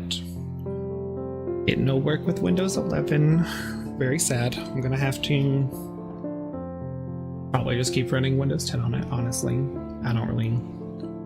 It doesn't bother me that bad. It's not doing anything important anyway.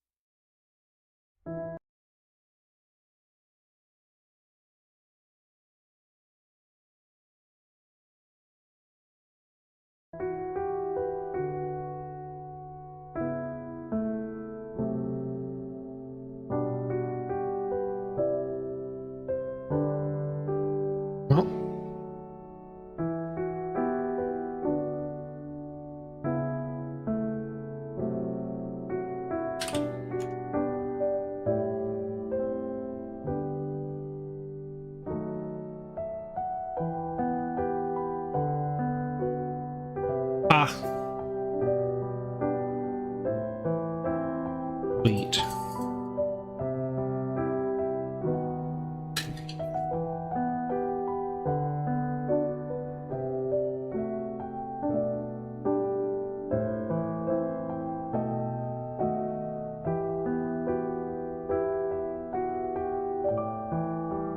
I gotta make sure the relevant sections are actually popping up correctly for depending on what box is checked, but that looks like it's working. Yeah, I didn't know. So I had him write this page earlier. I did not know where he put this because I did not see it over here earlier. I don't like doing everything in line. His default behavior, it seems like, is to just do everything in line in the HTML, which is fine, but I'd rather actually like structure it if it's going to be an entire project, because it makes finding things easier. So I just let him handle that, and it looks like that's what he did. Right here.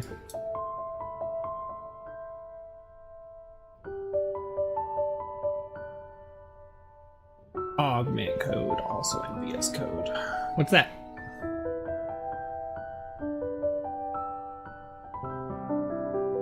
Setting somewhere?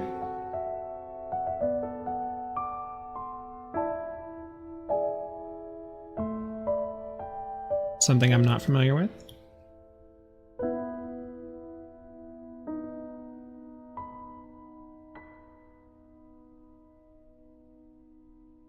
Okay.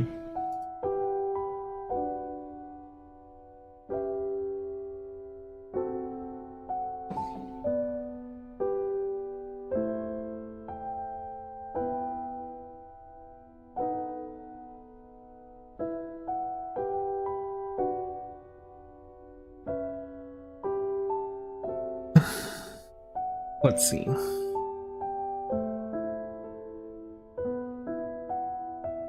Docker containers running.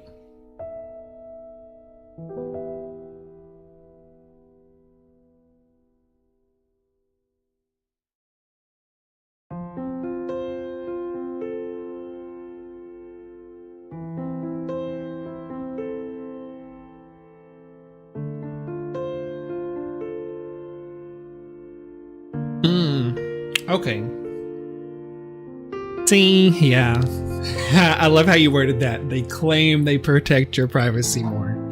That's about how I think about everything privacy related, is that it is a claim. Maybe they do, maybe they don't. I will never, I'll never have time to actually verify the claims that a lot of these companies make around privacy to see like what they're tracking and what they're not. You would have to pick apart their entire system to find out. Nobody's going to do that.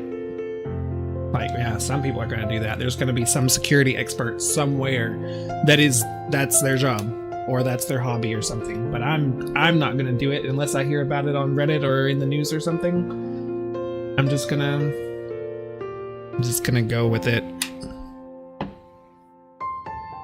I don't really like. I mean, privacy is a concern a little bit, but not as much. Not for me anyway. I don't really have anything that I'm super worried about people finding out or companies tracking, or if they want to know where I live, that's fine. People can probably find it anyway. I like watching those people on YouTube that can find you based off of like a single picture. Yeah, I feel like anyone can find anything if they know how.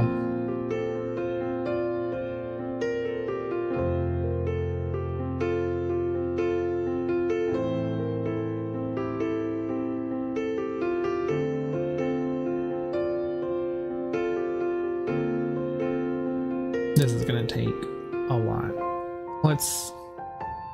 Let's pretend we're a person that's having an issue. We already checked Docker.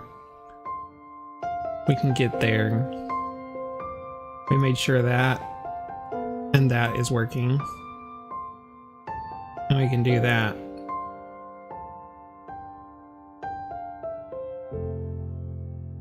Yeah, restart, check your network. Blah, blah, blah.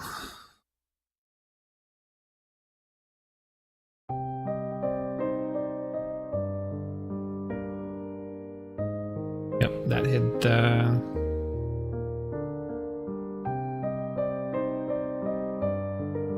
the one for that.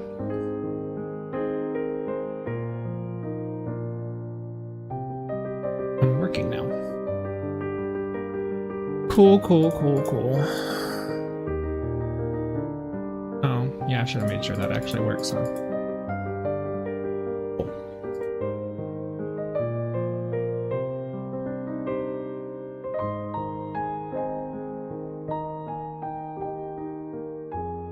Check everything on mobile.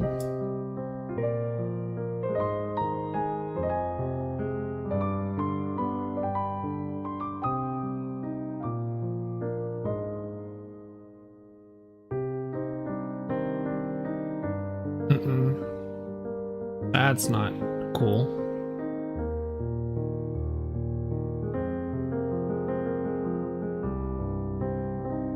Looks like it's just that one tile though. On mobile, it's not the overflow isn't set the same as the overflow on the actual tile that it's in.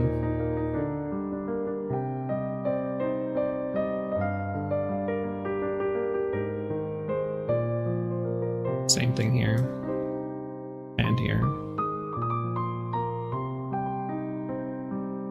and there.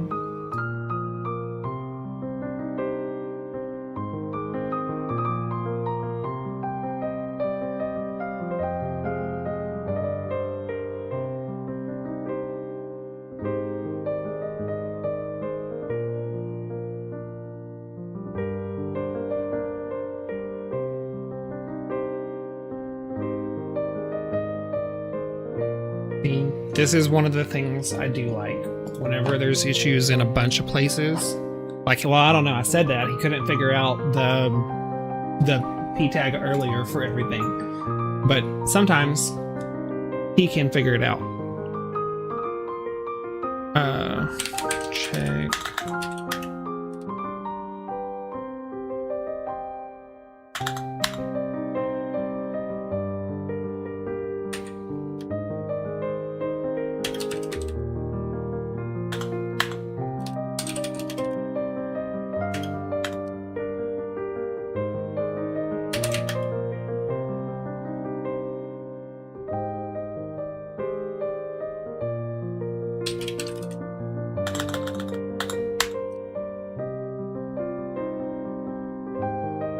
Give him an example. Where was one?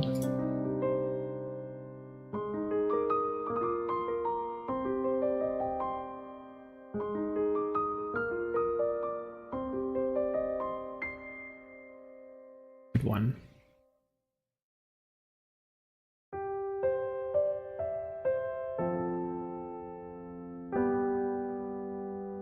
Like here.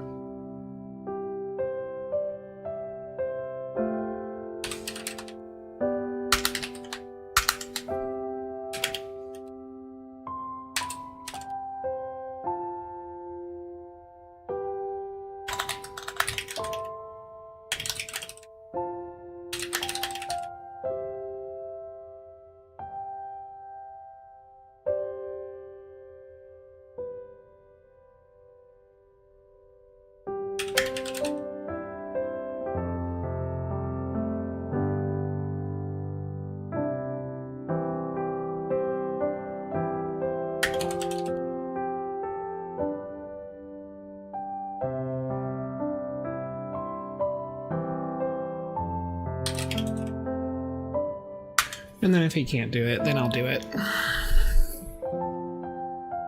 Oh yeah, mobile responsiveness, it's annoying. It's very annoying. You could spend all day writing media queries to check the screen size and have specific rules for everything. Everything. Like just even getting just the things in the header to work correctly, to where they center the buttons on mobile and the actual page title and everything. Just that was annoying. But it needs to switch right here. I think it's at like 768 pixels or something. And it should be a seamless switch, because somebody might be on a tablet and their screen's going to be about this big. On desktop, it's hardly ever going to be an actual issue.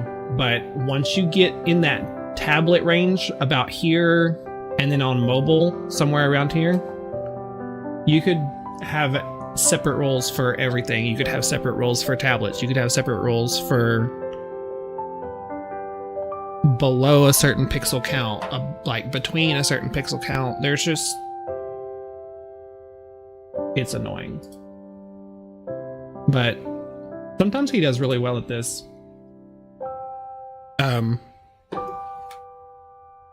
Making multiple roles for it, and he can already see some of the ones that I've already added. Like, I think the header stuff is here somewhere. Yeah, 768. That's the one. I had to figure out the cutoff point there, because that's when the icons that I put in the top right, that's when they started causing the page title to, I don't know, get really weird. It would wrap the text and then it would like stack on top of each other at different things. I mean, they're simple to do. It's just, it can be a lot of them. Like this is just a couple, but you could have a lot of them depending on how your page is laid out. This is actually a really simple page layout, I would say. So, not bad, but I've seen pages where they have a lot of media queries to check the screen size. Mobile simulator extension. Is in VS Code in the extensions? Where is it at? Where is it at? Extensions.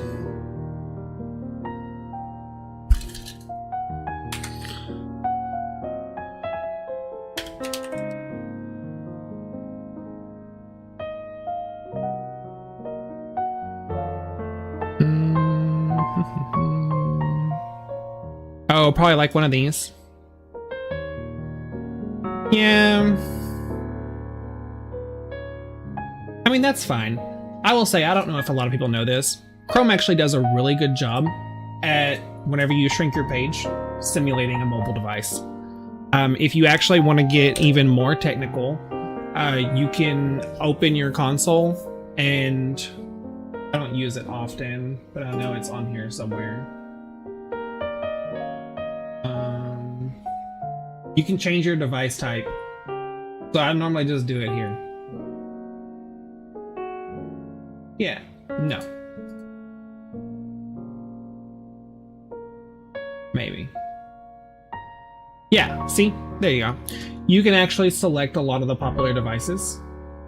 So like if you were designing something that you especially wanted to look good on iPhone, you could select an iPhone, and there's your preview right there. Or if you just wanted to like do a custom one, you can actually set your width and height right here. I don't use this a whole lot, but I've just gotten to know that like just shrinking the page, Chrome does a really good job at simulating what it's going to look like on mobile, and I can check this on phones and verify it later. But every time I do, it's almost always the same.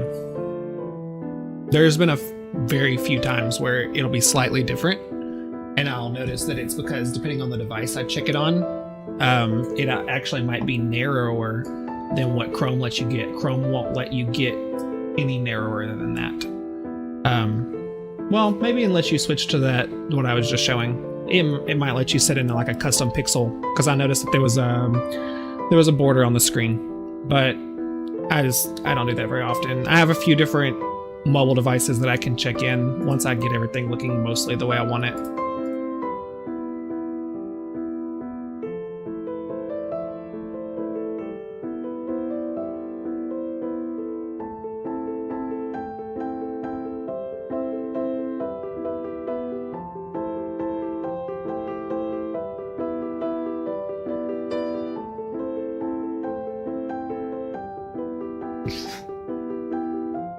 See, like that looks fine to me.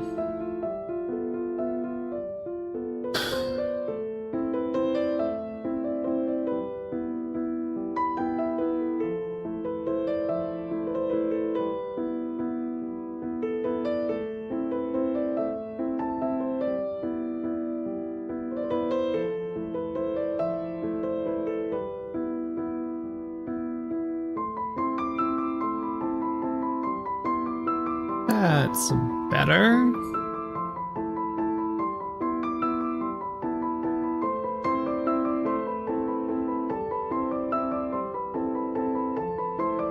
Much better.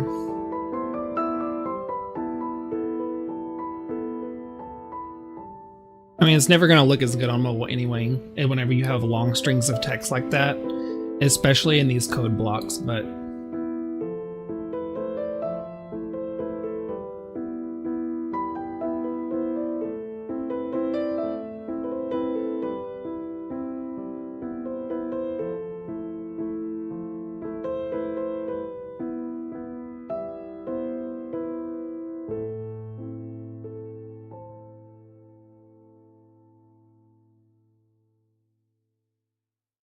Is there a particular one that you like on here?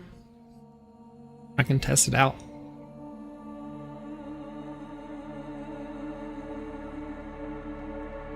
Decibel simulator, right? Mobile simulator. Yep. Yep.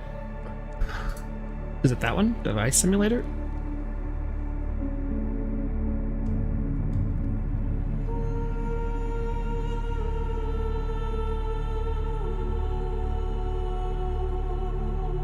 Maybe.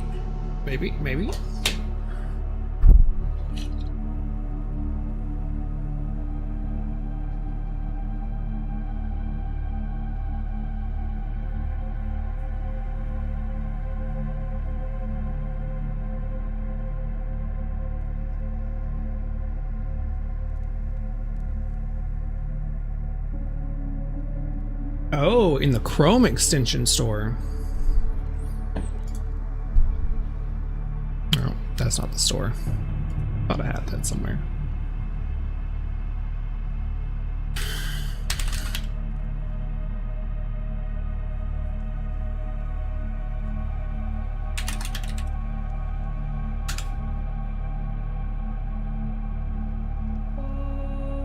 Oh, it adds the bezel to it. We'll test it. I would imagine that it's probably doing a similar thing, though. It's adding those extra flags that mobile devices have that you can already manually set in the console.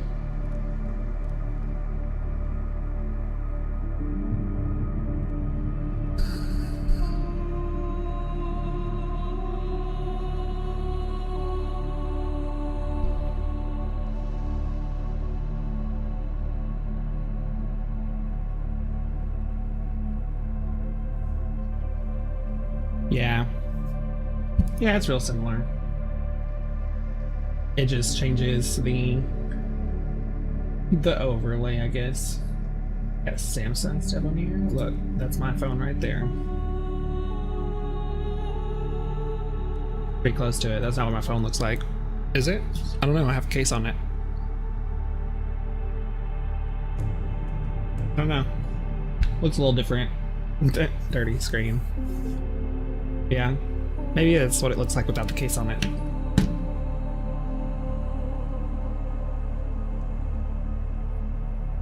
That is kind of cool though. Okay. So like it doesn't show the mouse, it shows like how the touch would work, I guess. I mean, I can still scroll with the scroll wheel. Oh. That'd be so much cooler though if they would make it to where, like, you know, I could, instead of highlighting, I could actually like do touch input on here. Just to see how the experience would be without actually testing it on a phone. It does look like it's chopping off a little bit at the top.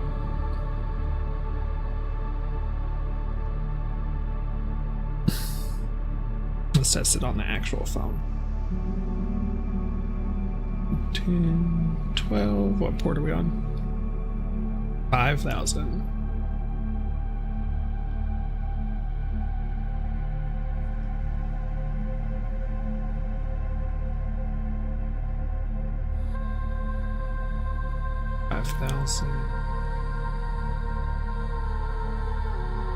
Admin. Aha.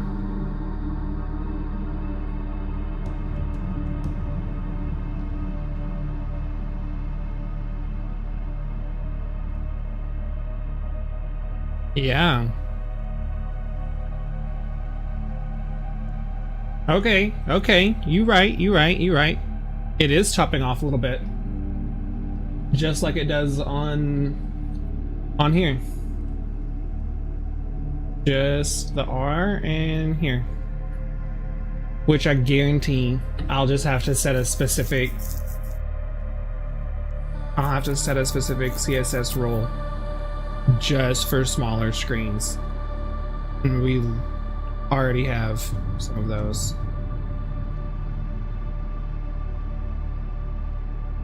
Hello. How's it going, Waxing? Probably saying that wrong. But we can add that to the to-do list, I guess. Fix mobile responsiveness.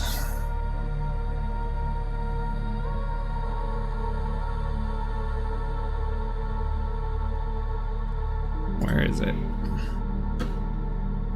What was that? Probably medium. Medium-ish.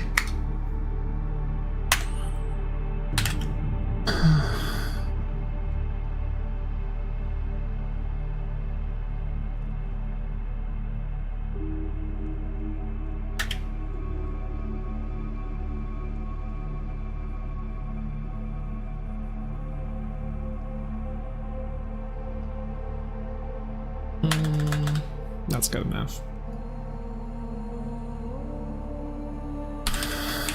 Logo is on header of base pages.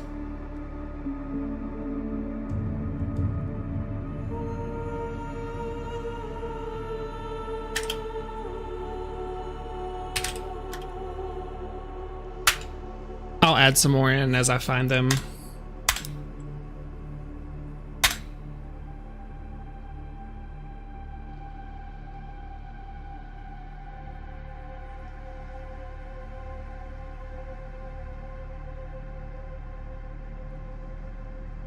Did we even do anything from the to-do list today? Documentation. That's mostly done. Do I want to give myself credit for it yet? Maybe.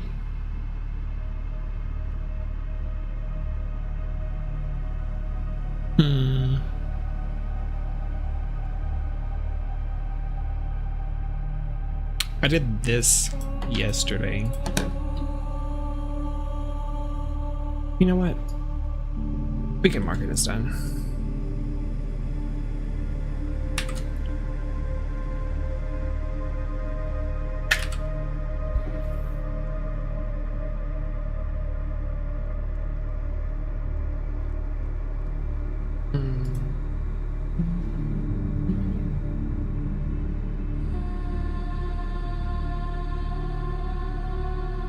Let's do something fun.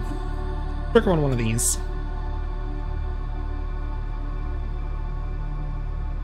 I'm tired of cleaning up mistakes that I should have fixed from the beginning.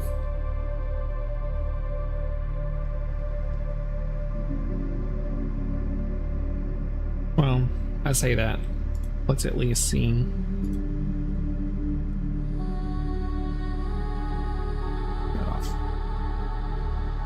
Did we at least fix everything here? Other than on mobile? Yeah. Cool.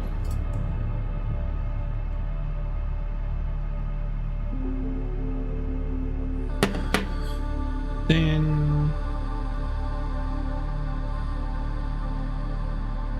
oh, I can see the use for this now. Yeah, I can see the use for this now. Especially if you keep 2 copies of it open. Thank you, Kerosene. I will actually find myself using this.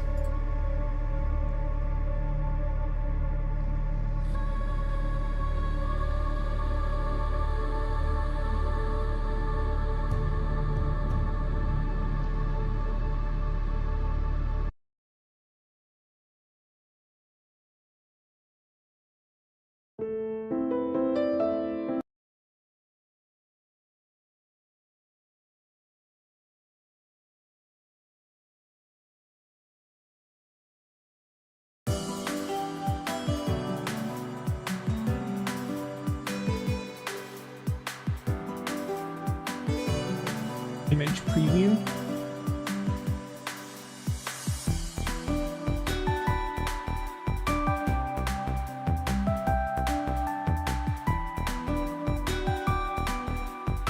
What does it do?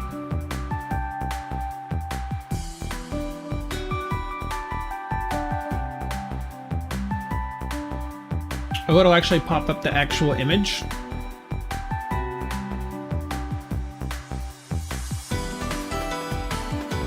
That's cool.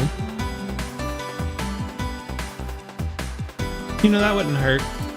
It already shows you, like it has auto completion for the path to make sure you're putting it in correctly. But that might be cool to actually like see what image you're selecting for, make sure if you have the correct name. I probably won't have a use for that in a lot of stuff that I work on, unless it has images that are already in the actual repo, but that'd be cool. We'll add that.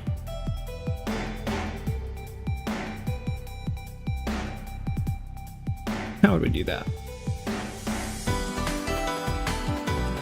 We would have to see. Okay, we'll have to see what StreamerBot exposes for user data whenever it gets an alert.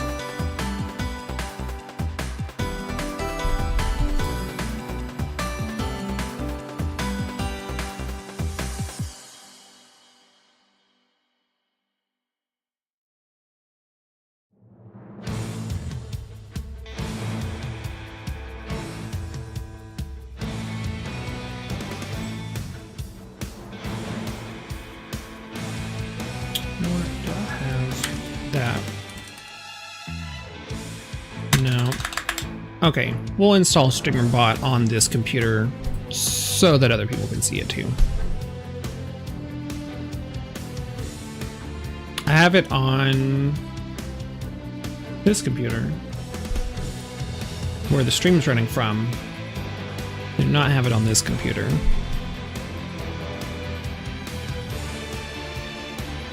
Speaking of, if anyone actually uses StreamerBot, the last time they updated, it's been a little while ago, the UI looks amazing. Like, I don't know how much work went into it, I'm sure a lot, but the UI is completely redone.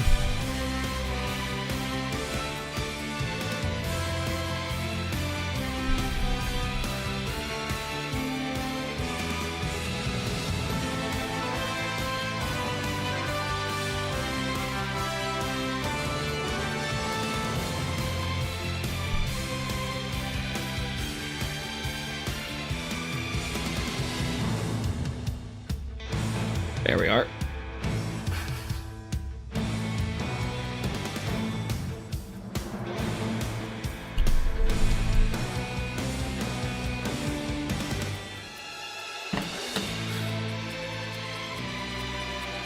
What would it be? Action?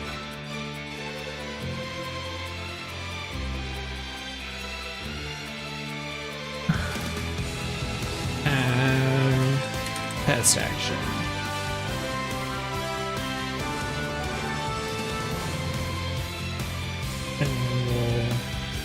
It is, yeah, it is. It fits right in. Like, it's very familiar to me. It looks like they made like a Windows 11 settings menu. The old one was very Windows XP. Let's see. It would be a manual trigger. How would we add that? You know what? We'll add it as a comment. First words.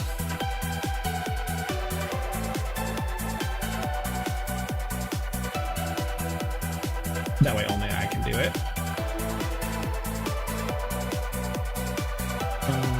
No, it doesn't need to be first words. It needs to be a specific message.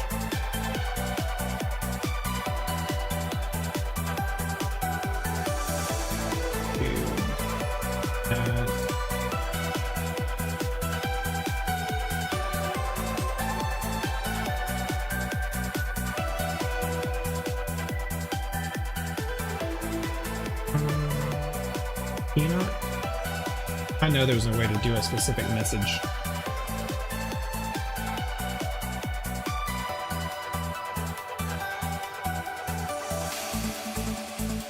And there's not an edit there.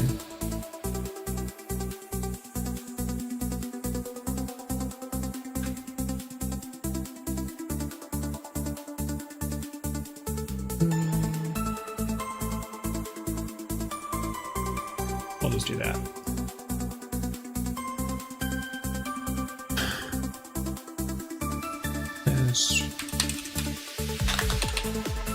Trigger. We can just simulate it later. And then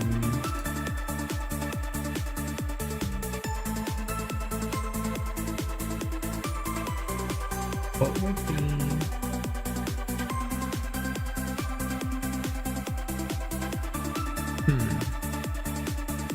I might have to look this up. GIMP should learn from them. Yes. Which GIMP should stop breaking its own features. I don't know if anyone has tried centering an element lately using the actual command actions. They're all broken.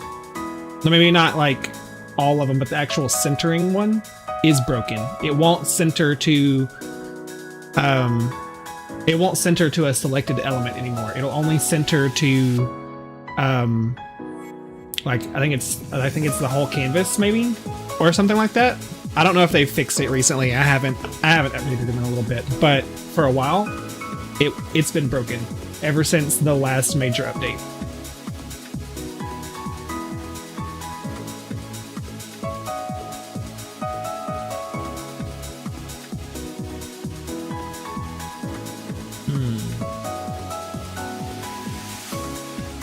I need someone more familiar with StreamerBot than I am.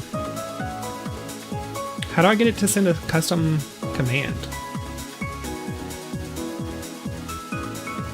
But like one that I wrote. Different ones. GIMP for some things. Krita.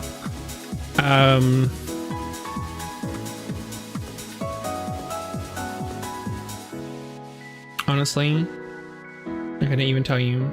Even a few online tools like Canva and just whatever I feel like I'm in the mood for. I do like testing a lot of different software when it comes to any kind of like graphic design, just to see what all of them are capable of.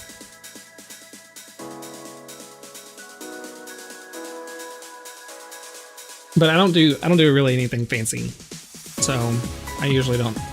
Like, I'm familiar with Photoshop. I used to do a lot of stuff in Illustrator several years back, just because it's really good with vector art. I think it was Illustrator. Yeah. But I haven't done any of that lately.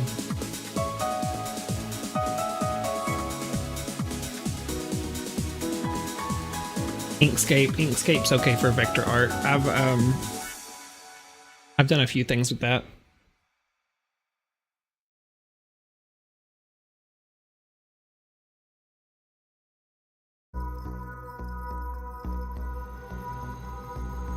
Where would I set that at?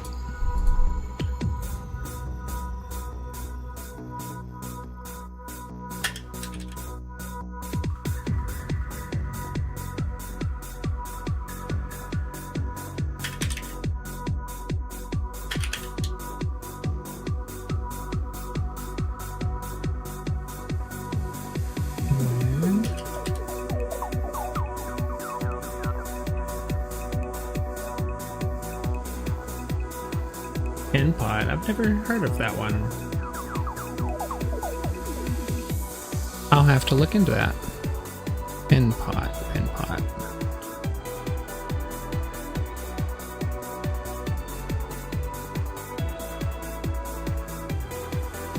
I didn't see that. HTTP.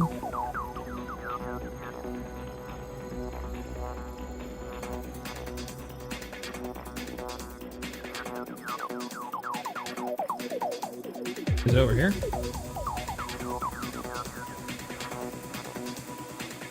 Oh.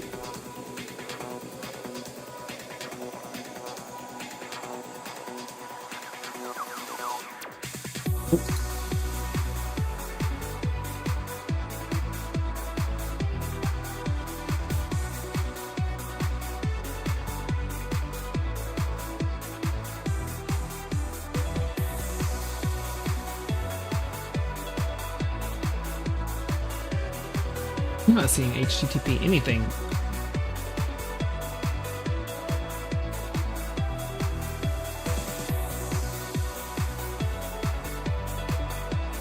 Oh yeah, yeah.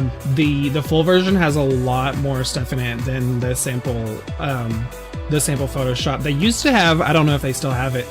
I have a copy of it's an older copy of Photoshop Elements. It's kind of like that. It's like a cut down Photoshop.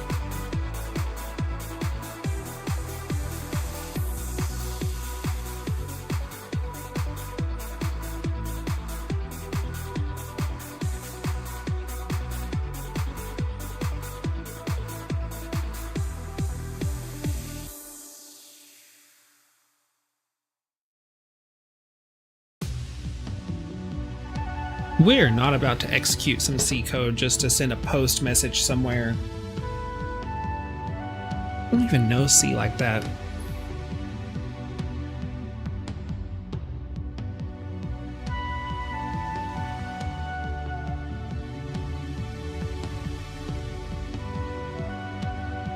I know this has something in here.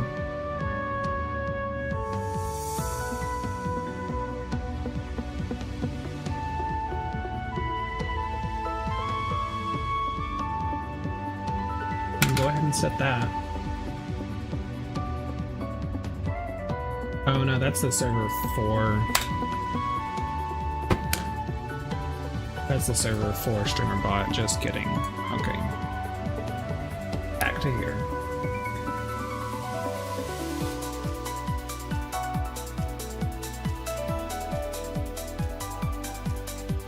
Okay, Monty.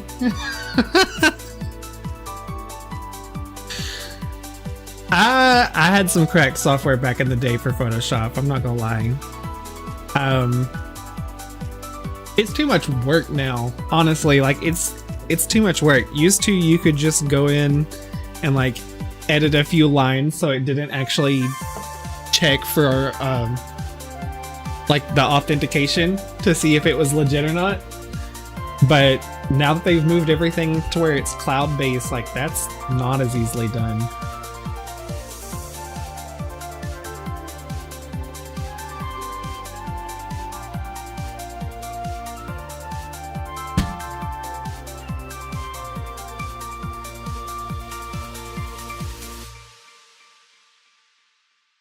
Okay, this is where I'm getting confused. Under core, there should be one called web. And I'm not crazy. It's not in here.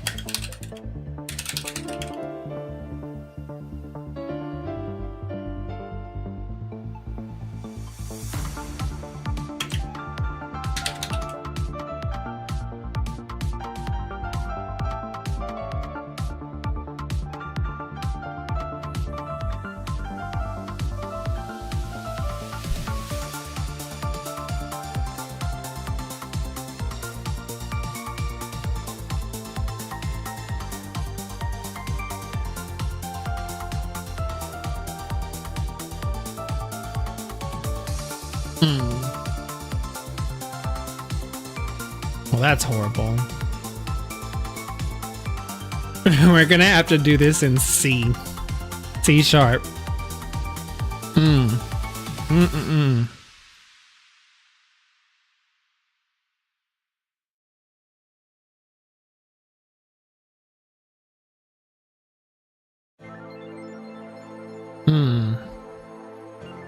I can't. I don't know. I don't know what I'm doing.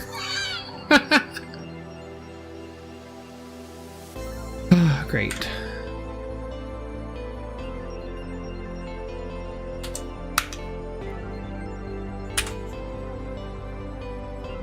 Well, let's see if we can convert that to C.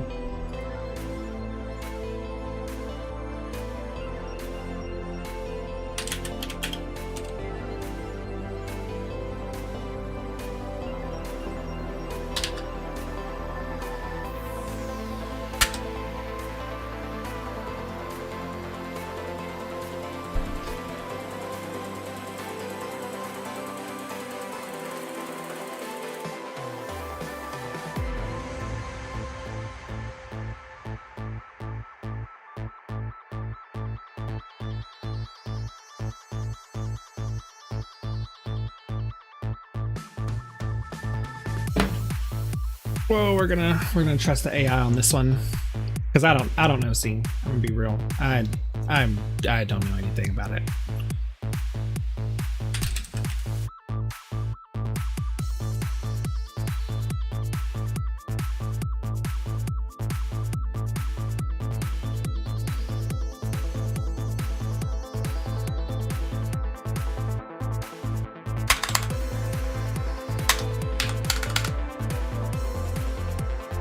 Should be something like that, we think.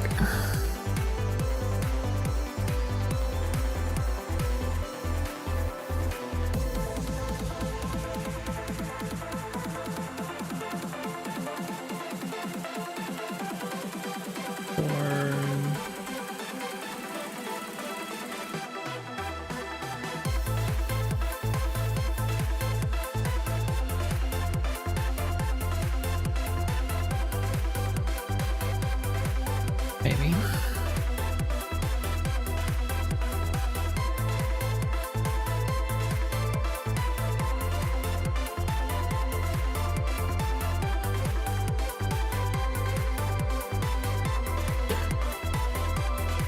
That's gonna have to be something that gets added. No one's gonna do that. No one's gonna know how to use it or how to do that.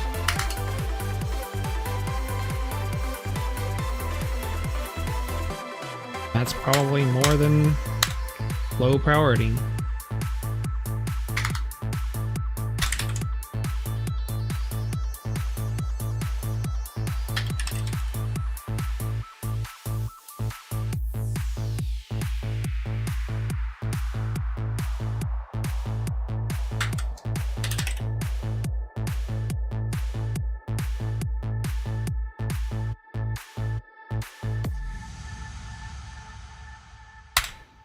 Let's do that.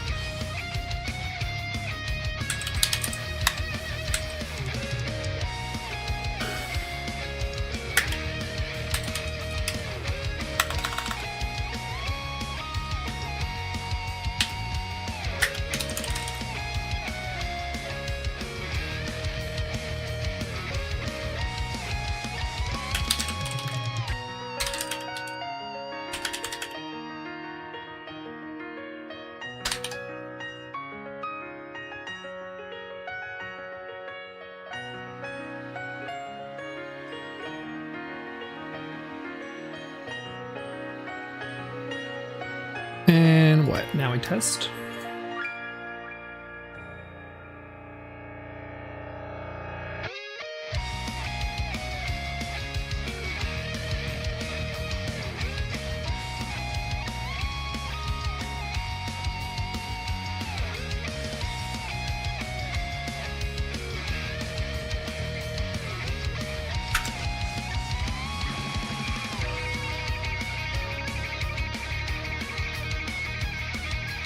And it didn't work. Well, that sounds about right.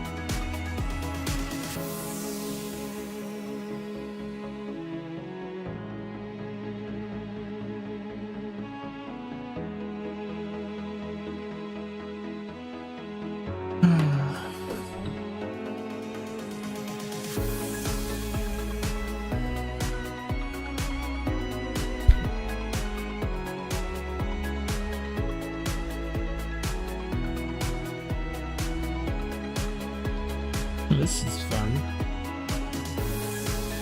I don't know what to do.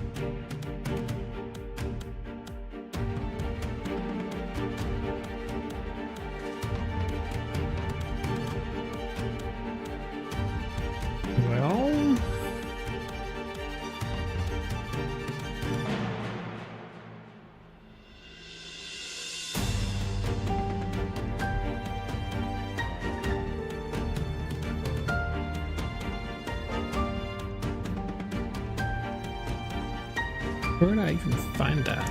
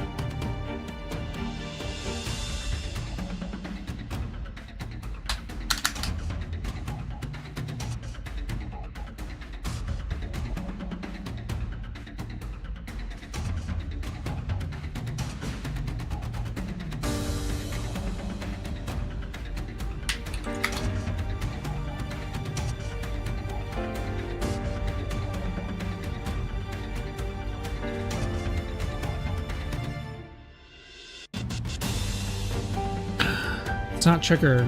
It's slash API. How much you want to bet?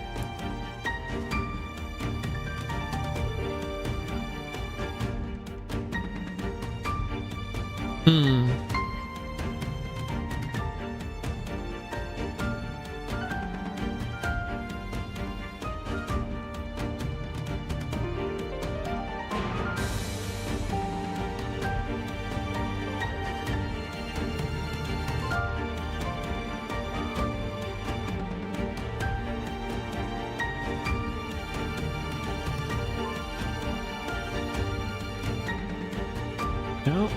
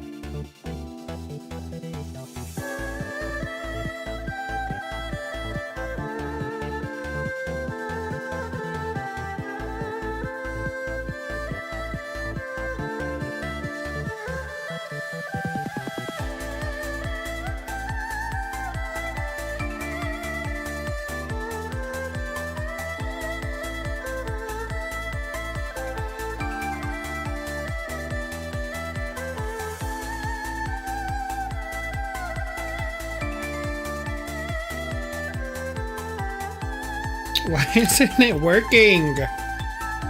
What did I do?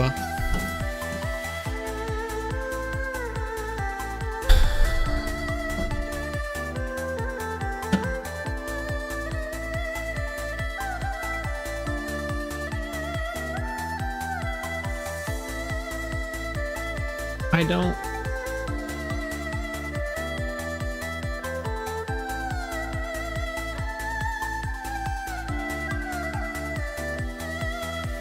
need somebody who knows C#.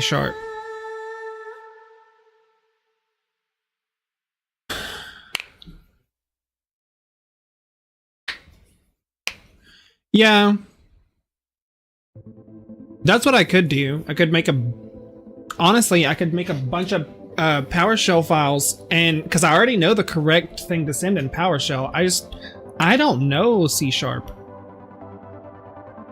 In PowerShell, it's just sending this right here. And then the animation will change. I don't know why it's not happening instantly right now. I keep having to click the refresh. Oh. Probably because that's sending to the wrong port.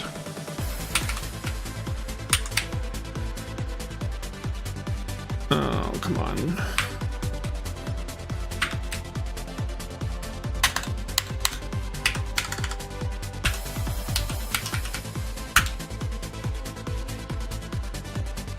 And then that should change. But I don't know how to make this into C#.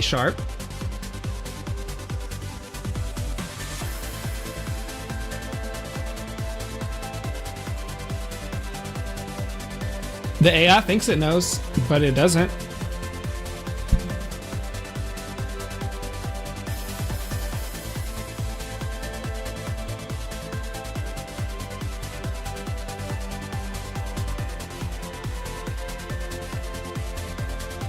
To be fair, it looks very similar. I'm just not familiar with any of this.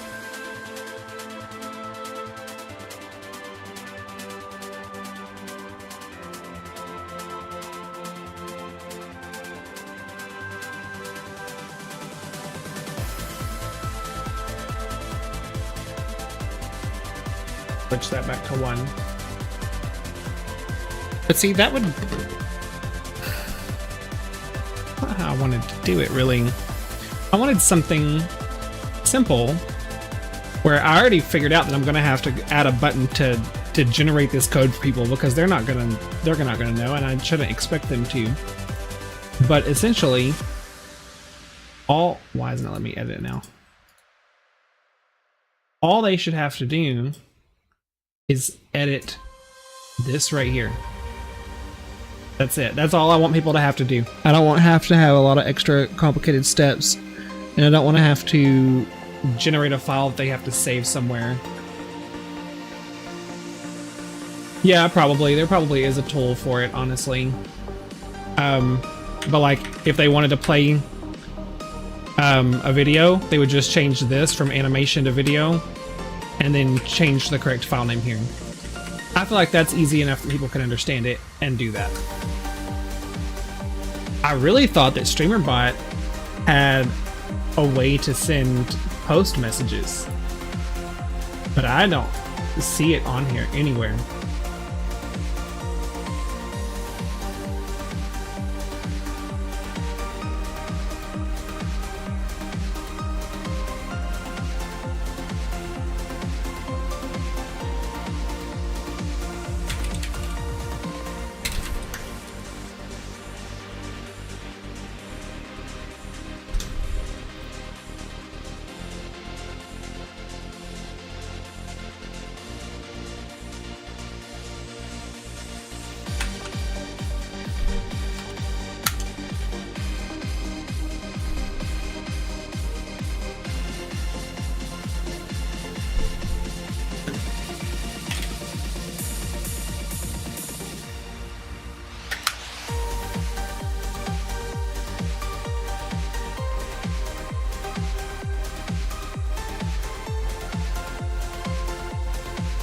Yeah.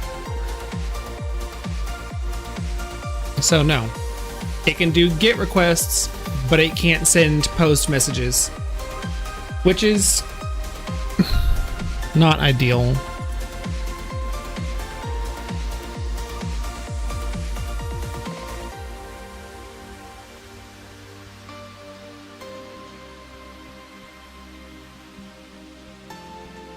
Yeah, that's the plan. Is like so I already figured out where I would add it when I get to that. Over on manage files, I'll just add an extra button here that just generates the C# for them. if I can figure out the correct syntax to use to actually get even like my test to work, because I can't do that right now. But once I figure that out, I can just have a button right here, and when they click it, it'll copy to their clipboard. All people will have to do is go in and add core C#, execute C code, and then just paste and be done. If I can figure out the correct syntax for this.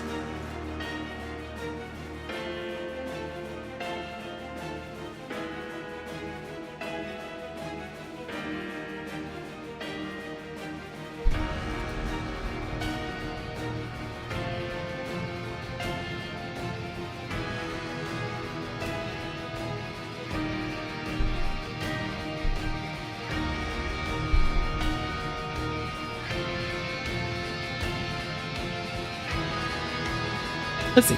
Y'all think ChatGPT knows? Well, I already kind of did it here, but he gave me some nonsense, so I already know he kind of doesn't.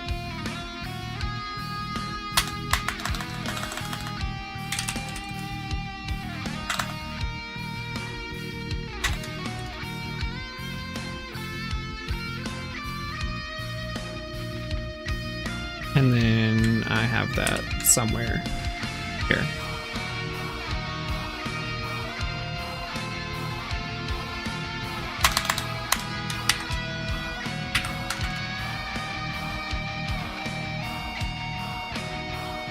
And he's gonna give me the same thing again. Like, to be fair, ChatGPT and Claude both agree that this is correct. It does not work. Which makes me think that I'm probably just putting it into StreamerBot wrong. That's very possible. But I don't think I am. This is how I would set up a trigger for anything else on my other computer. Usually whatever's in your sub action, whenever you test, it should run whatever is here. Whether it's sending a message in the chat or changing a scene or whatever.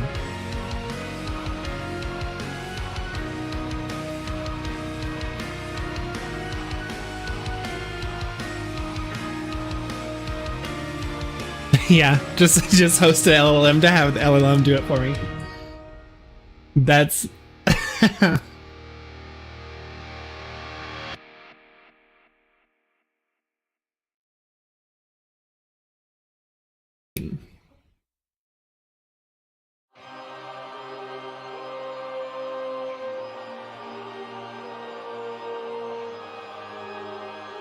and see, here's another thing that confuses me. Where do I add a new one? So when you go add C#, it has that.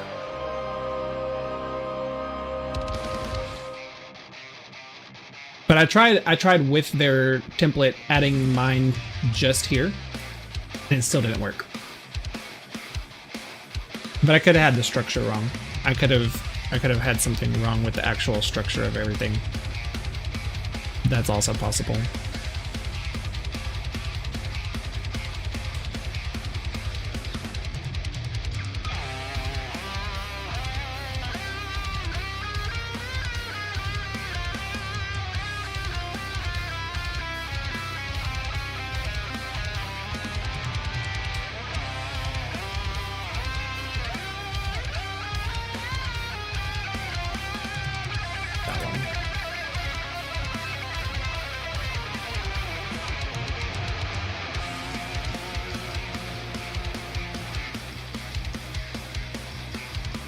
I'm guessing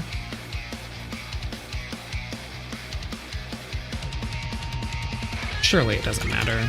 I don't know if it matters or not.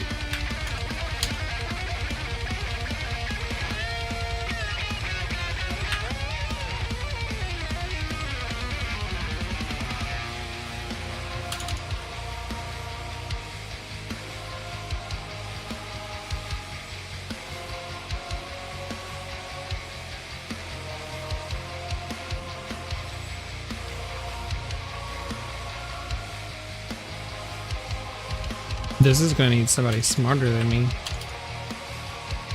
At least when it comes to C#. Oh, missed one.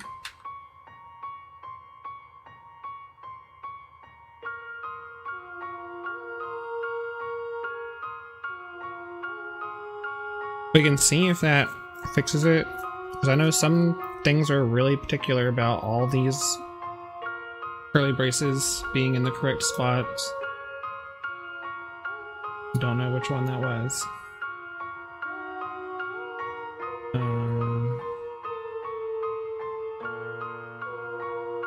No. Yeah, that was that one. But we'll take off the other one. Oh, well.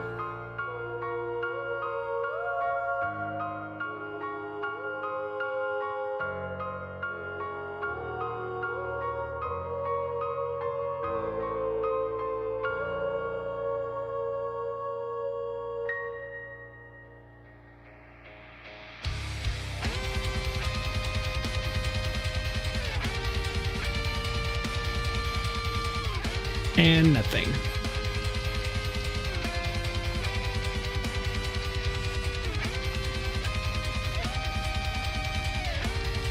Yeah, I could do that. The thing I worry about making separate files to run the actual trigger is that I'm trying to make this in a way where the container itself is very portable in case somebody's running this not on their main computer. Because StreamerBot will always be on the computer that they're running the stream from. If I have it, I could even have it automatically generate like a Python file, a batch script, a PowerShell, anything to like actually call the post message to go through, and then code that in C# in here. But if that's not on the same machine that they're actually running this Docker container from, then it won't execute. Then you have to get into you have to get into a lot more complicated stuff actually sending that across the network to whatever computer the Docker container that's running this is on. I'm trying to avoid that. And sending a post message with C#, I'm sure that it's possible. Probably easy for somebody who actually is familiar with it. I'm not the one.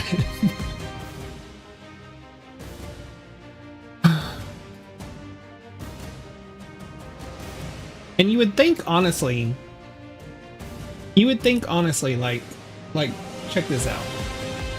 So if you go, where's it at? Where's web? Network.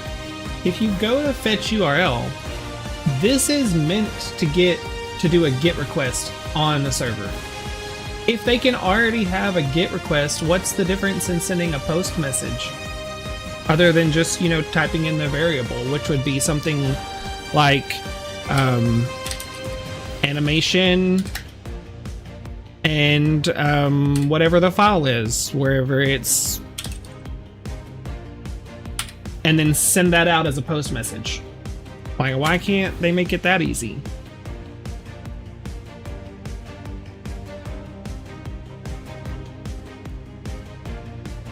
But yeah, if I cannot get this to work, that might be the route I go though, is just making a Python file or the batch script or something that will actually send that message out. But rather not if I don't have to.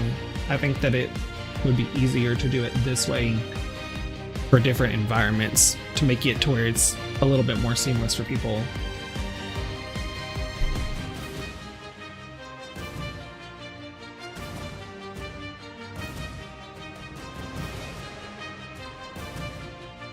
Let's get real basic.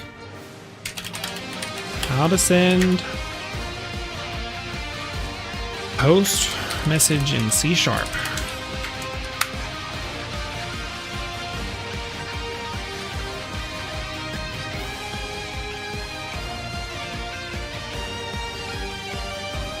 Yeah, I don't trust the AIs anymore though. We're gonna have to go to Stack Overflow for this one.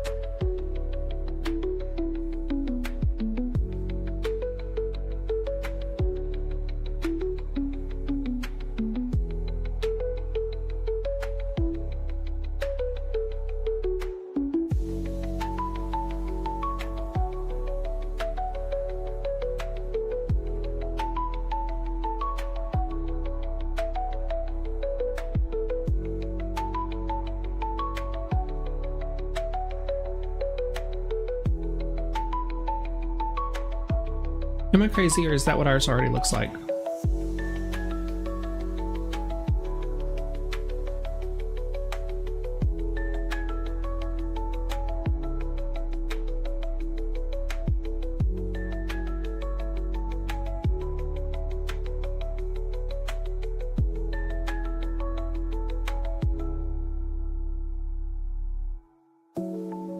Not exactly.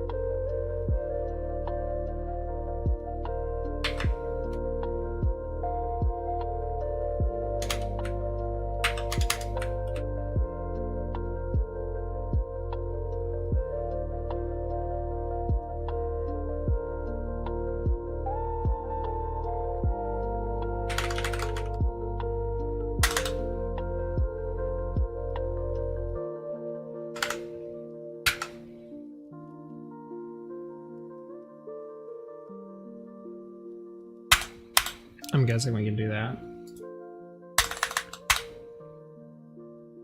And then it would be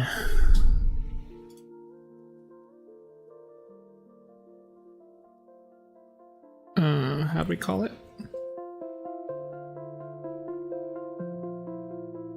Animation.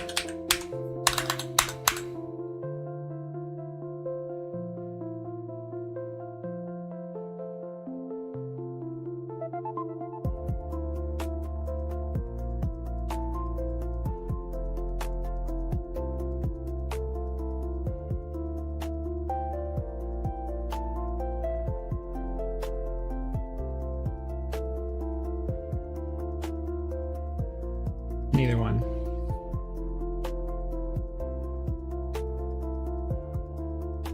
I have that disabled right now.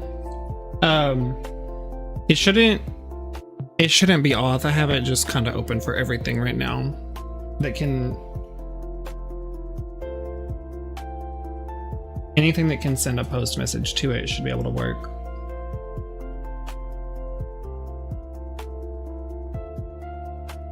Like unless there's something streamer bot specific.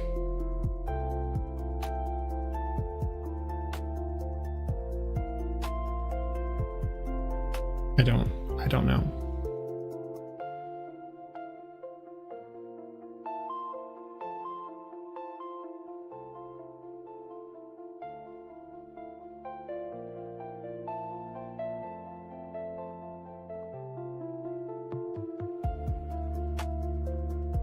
I just want to see an example of how it's written.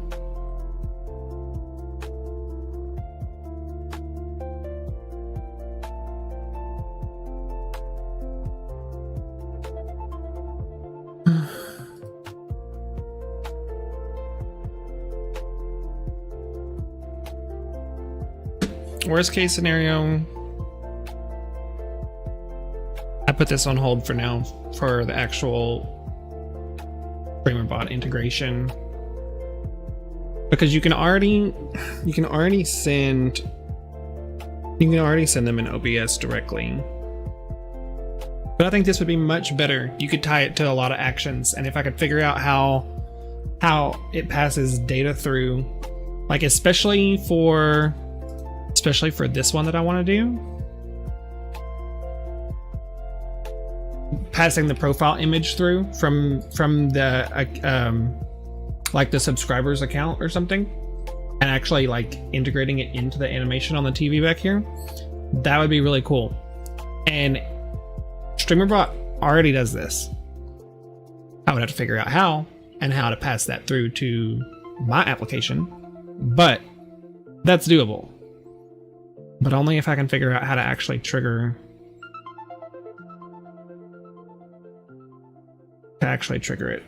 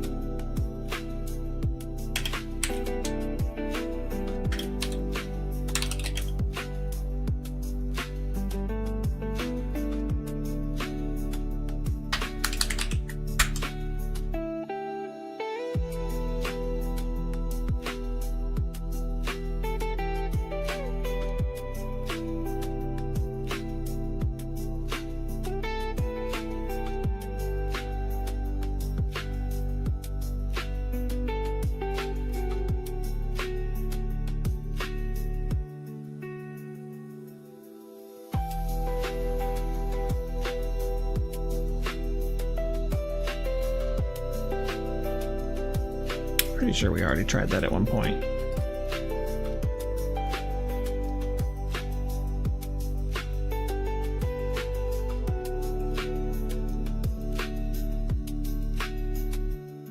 But it can't hurt.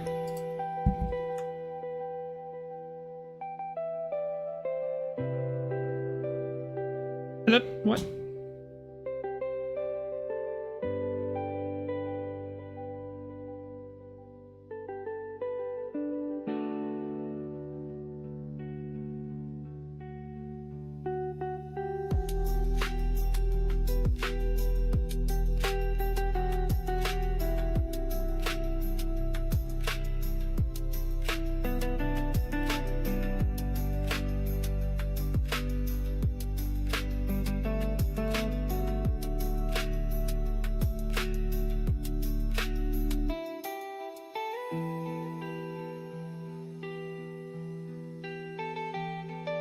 You know, I do not know. I do not know.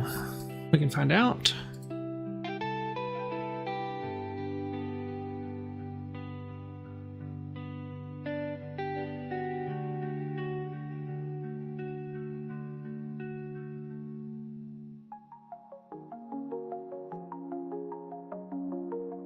Maybe at the bottom, I guess.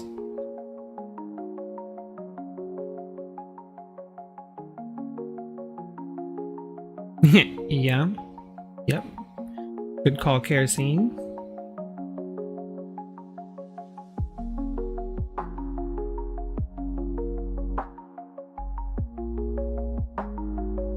Net does not exist in the namespace system. Are you missing an assembly reference? Possibly. You know what?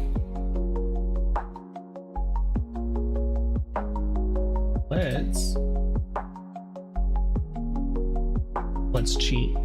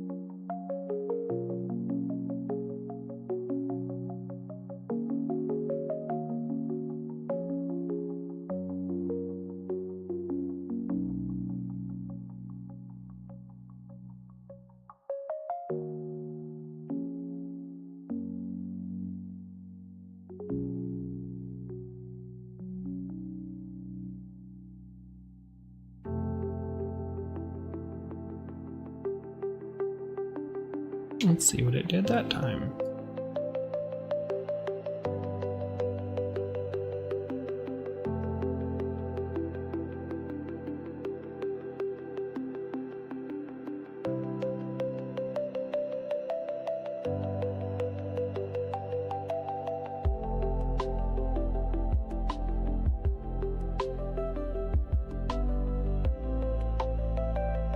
A lot.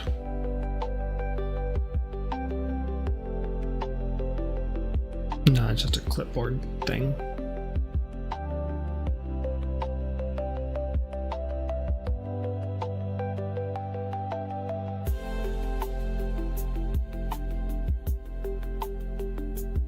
Here's the new one. For a web client.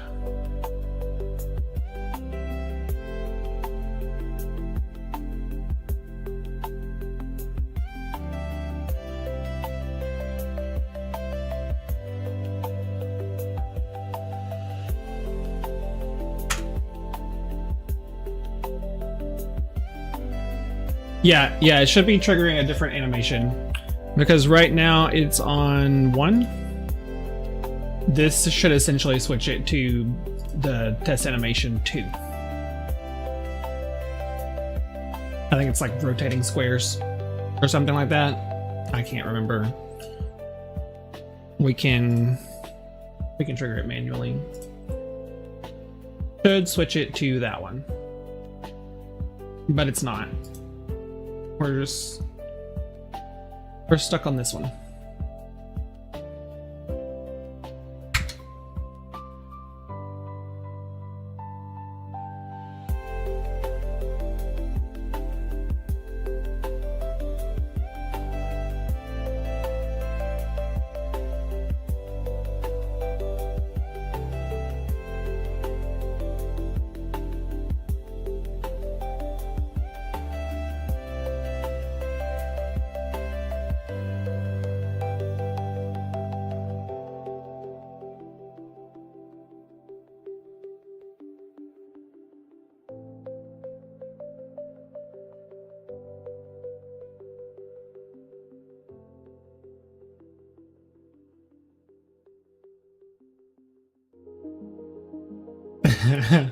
I love how he's like, yeah, Airbot sucks.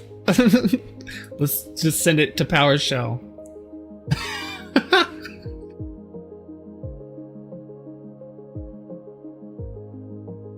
Which is fine. It's fine as long as somebody's using Windows, but then I have to think about, like, what if they're not? What if they're not?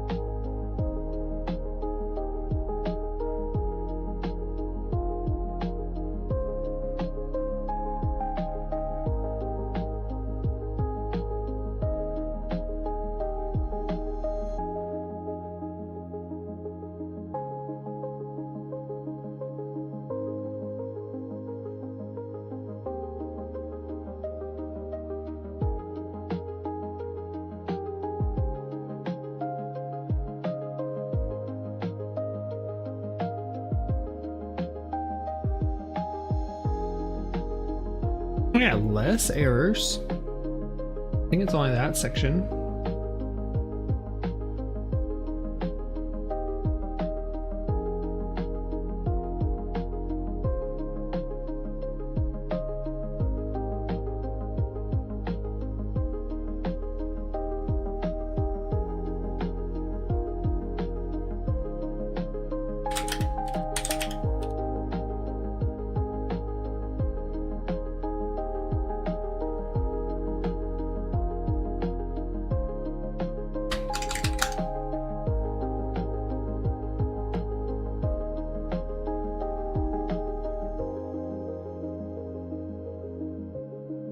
Unbelievable. Yeah, you and me both, Claude. Dang, unbelievable.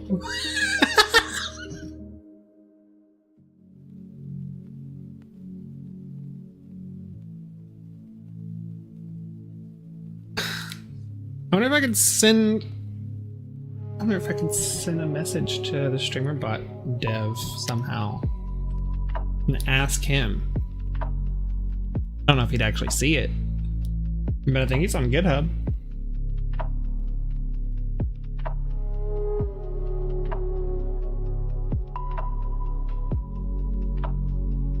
It only has Git for HTTP actions.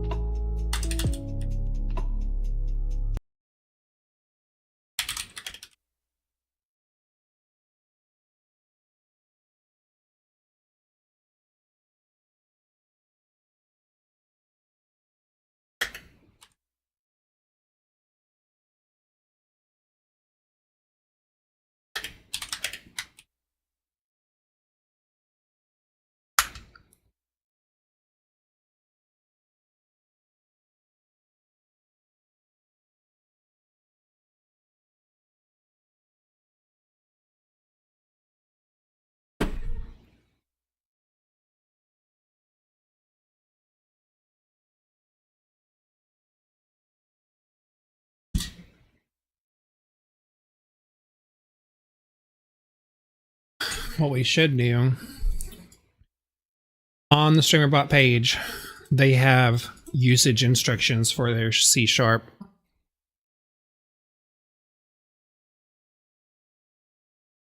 We should check that out.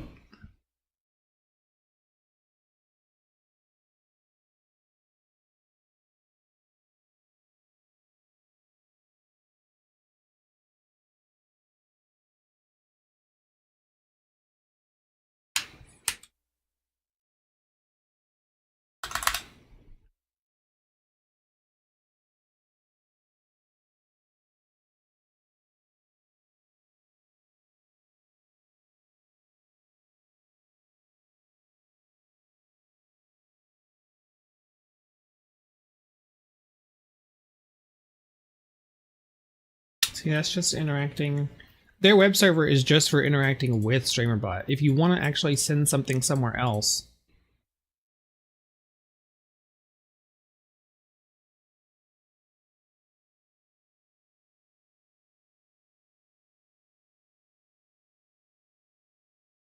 class is available. That's it. If that's a complete list, that's nothing. That's only for the ones that are actually relevant to StreamerBot.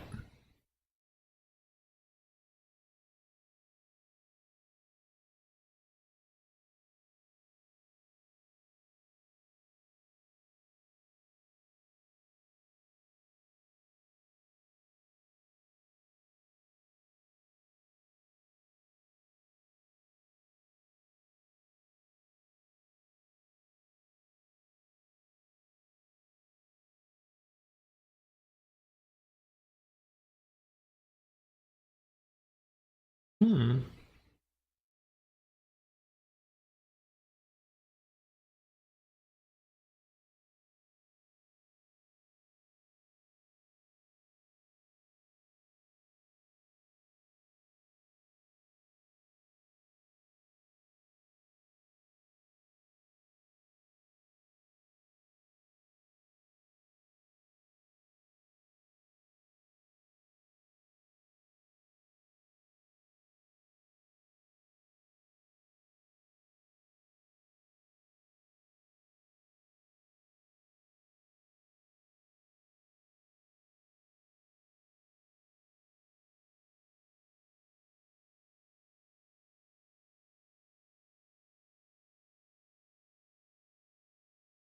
Can we do that?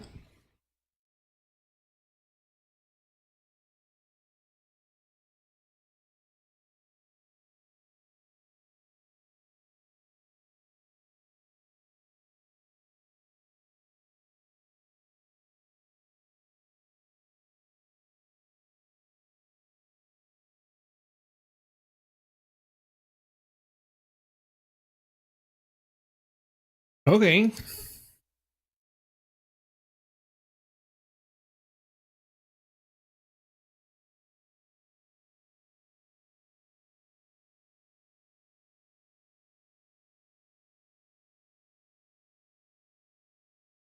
Oh, no, no, no, no. Go back.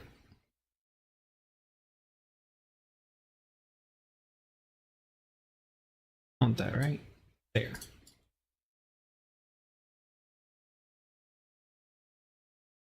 You still listening? Yeah, I'm still listening.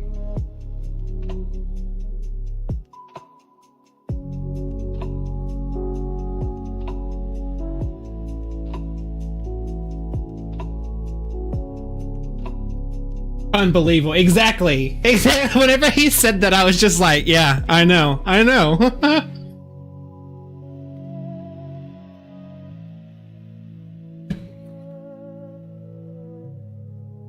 I mean, he says he did something, but we don't know if he actually did. I didn't even look through it. I should have. I don't even think I'd saved it. No, I didn't. That's a lot of lines that I gotta look through to see where he changed everything, but we'll just test it. Because it should update. Whenever he changes things, even before I click keep, they are saved. I do see the changes happen live usually, so I think it was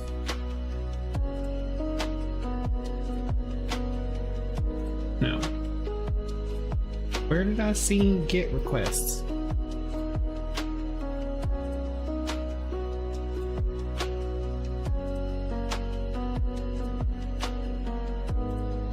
No, I didn't. Is there an actual actual update? That can be running in the background. I can do that real quick.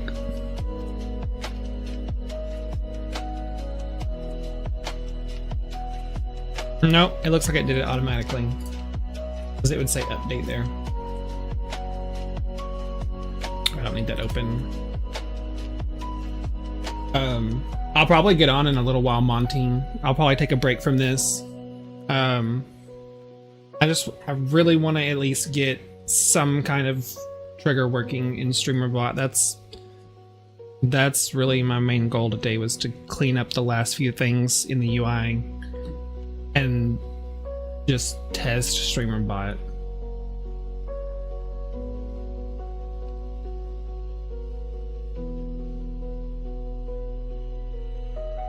Where are we at?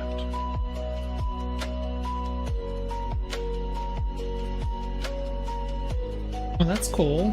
I didn't know they had an IFTTT integration.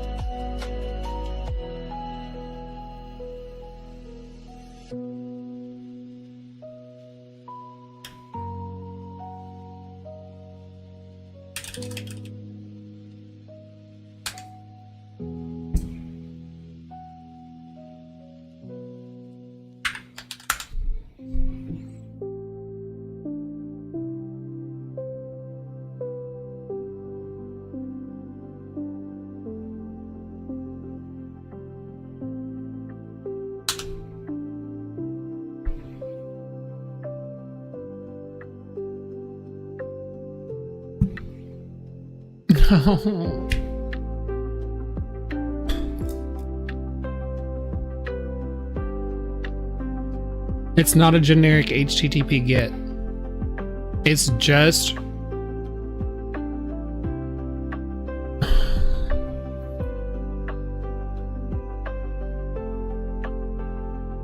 we're gonna try it anyway. Or network.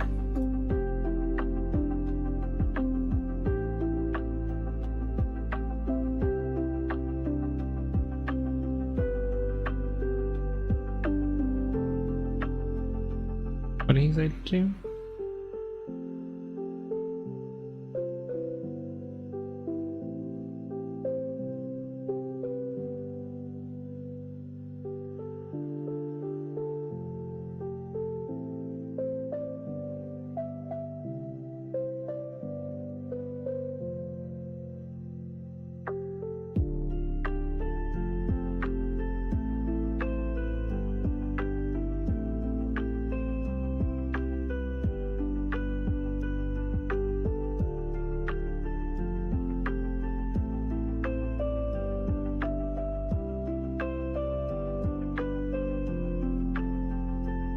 I don't have high hopes for that.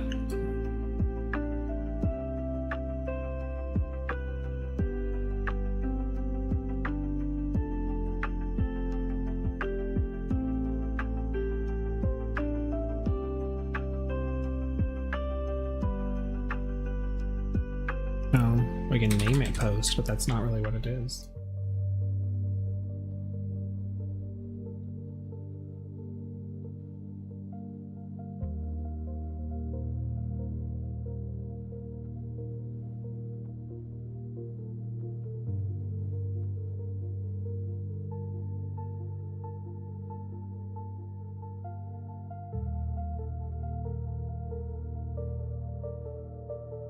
See, and that's the thing that I think that is causing the issue is I think that so you can network multiple streamer bot instances together, like if you have it running on multiple computers. I think that their actual GET requests or post messages, I think that they are for sending to other instances of streamer bot. They don't have a lot for sending to just a generic server instance that you have running, which is really unfortunate.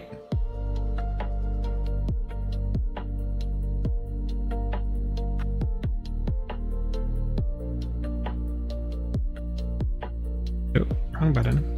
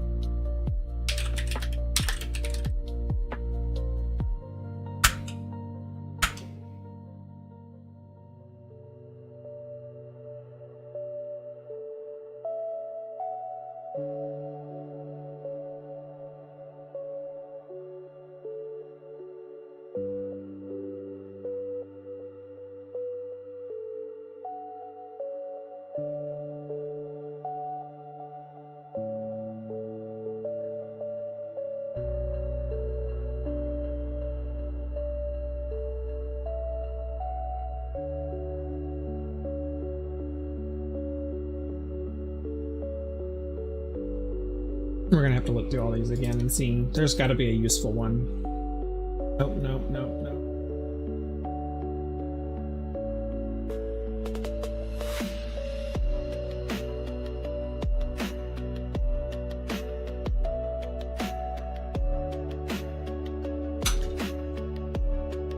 Yes, can I help you?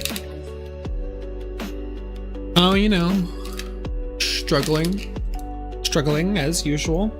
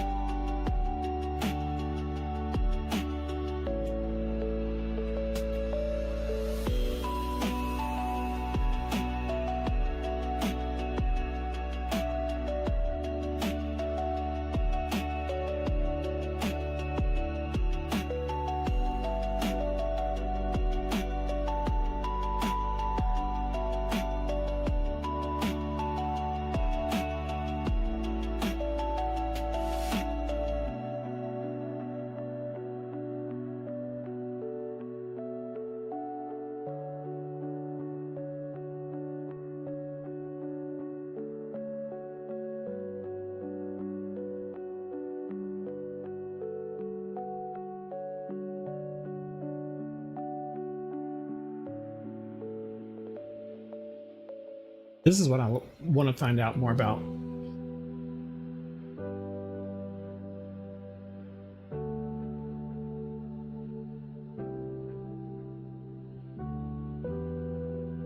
HTTP server API instead of C#.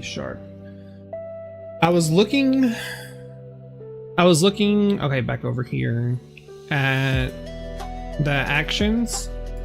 I was looking here because the one that they have that looks like it would be the most useful is this one.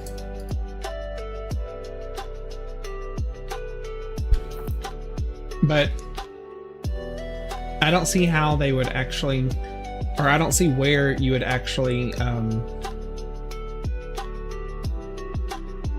don't see where you would actually send that. Now, if you're talking about, you said something like that earlier, or you're talking about just sending that, maybe.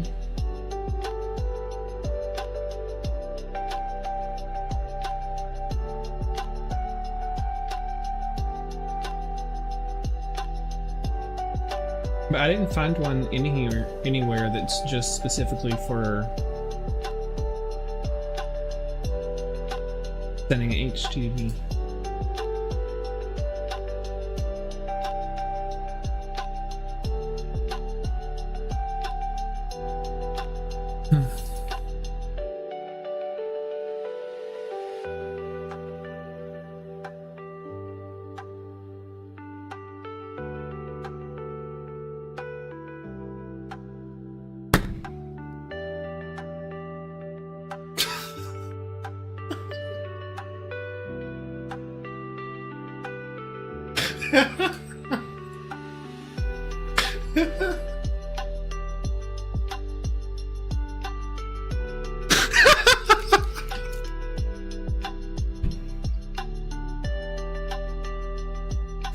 Okay, never mind. I'm just dumb.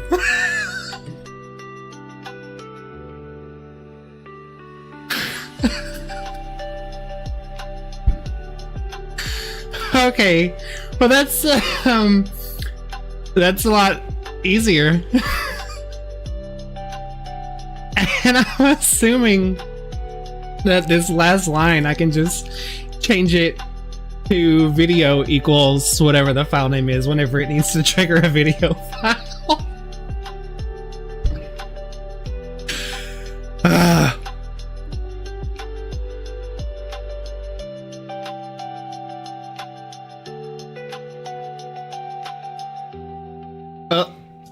What do we do?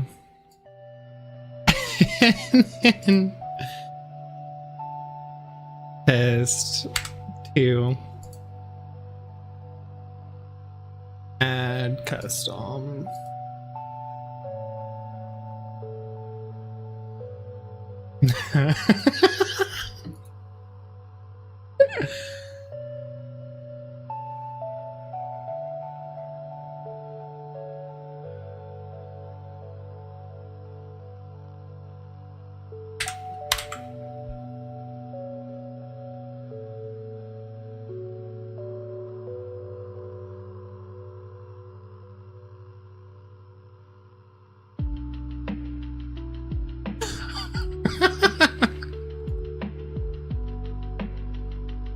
Okay, never mind. You know what? It's like that sometimes. You spend an hour on a problem that would probably be easy for someone else, but dang.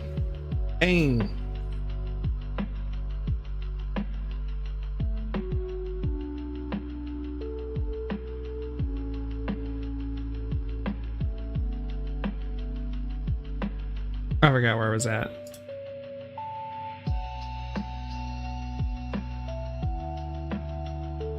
Let's just stop you.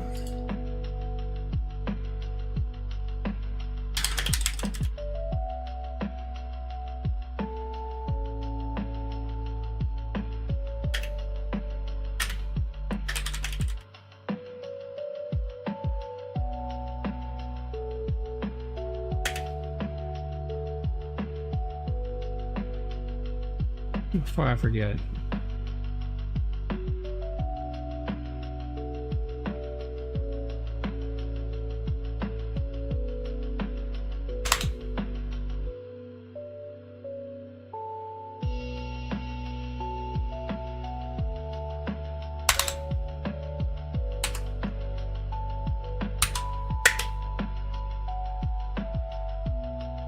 What did they call it in their UI? Fetch URL. And add core network. Dang, that's a lot of clicks. Okay, add core network fetch URL.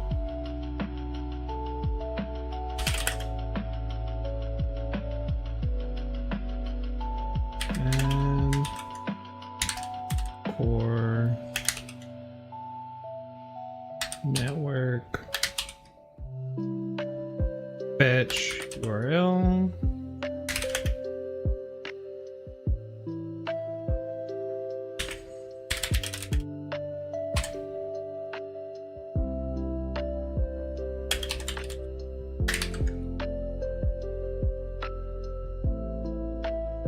What was the field called though? Just URL.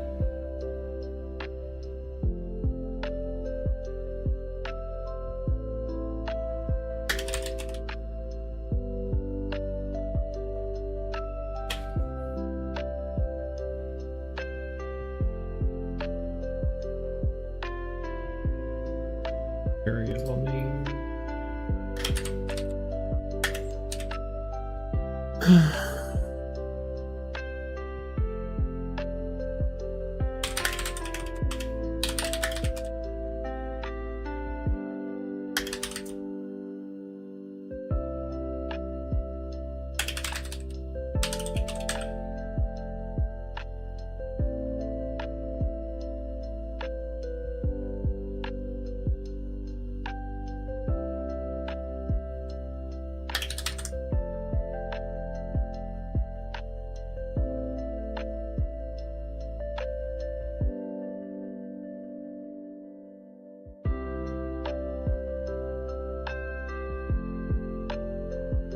You can in StreamerBot. Okay, so that's something that I want to add eventually.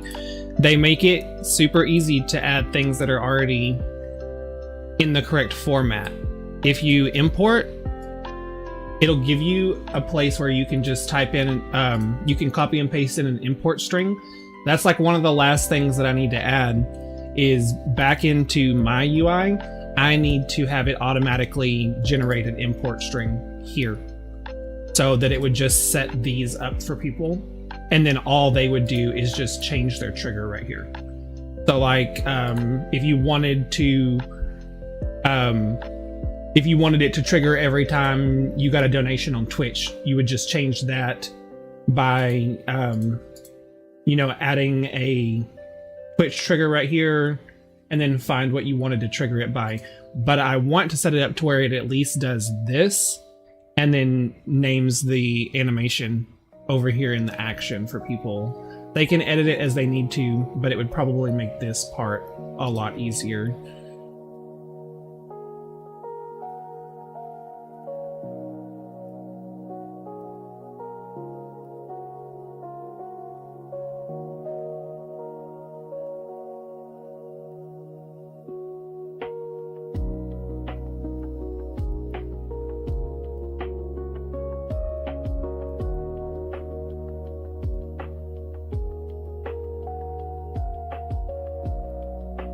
We don't need a bunch of these. Dude, I'm so bad about opening up 50,000 tabs for no reason.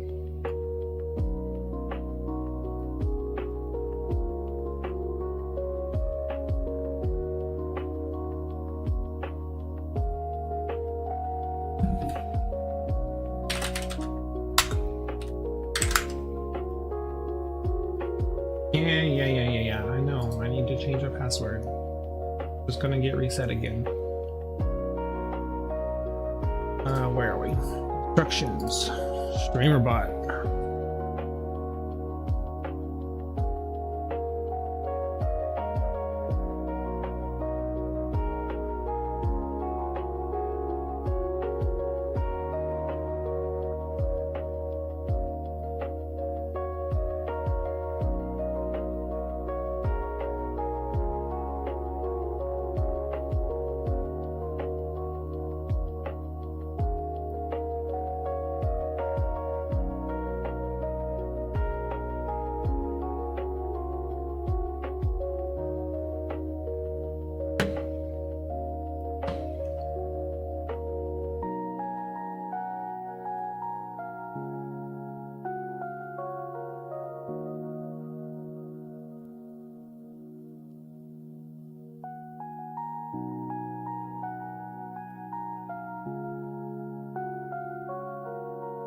We need to fix those. He doesn't do everything.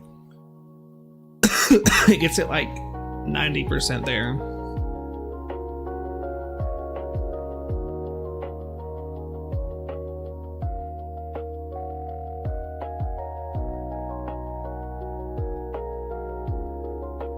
That's good enough that I can work with it though. I think we're gonna call it there for today.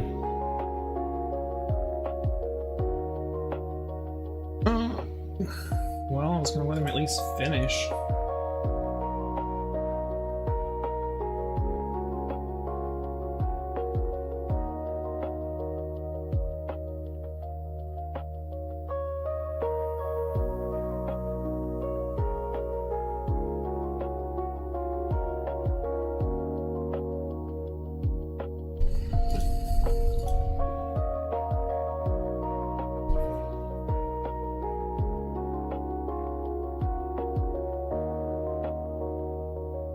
Monty, if you're still watching, I'll hop on the game in maybe like 10 minutes or so. I'm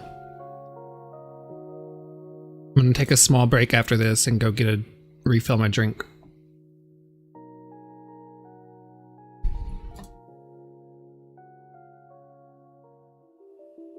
Close some of these million tabs I have open on the other screen.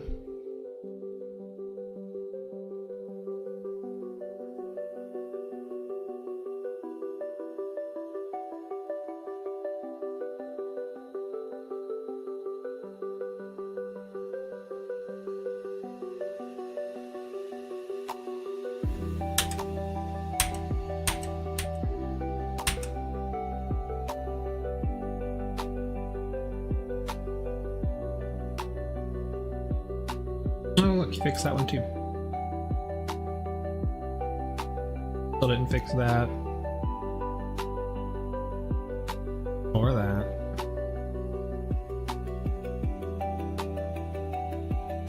Or that.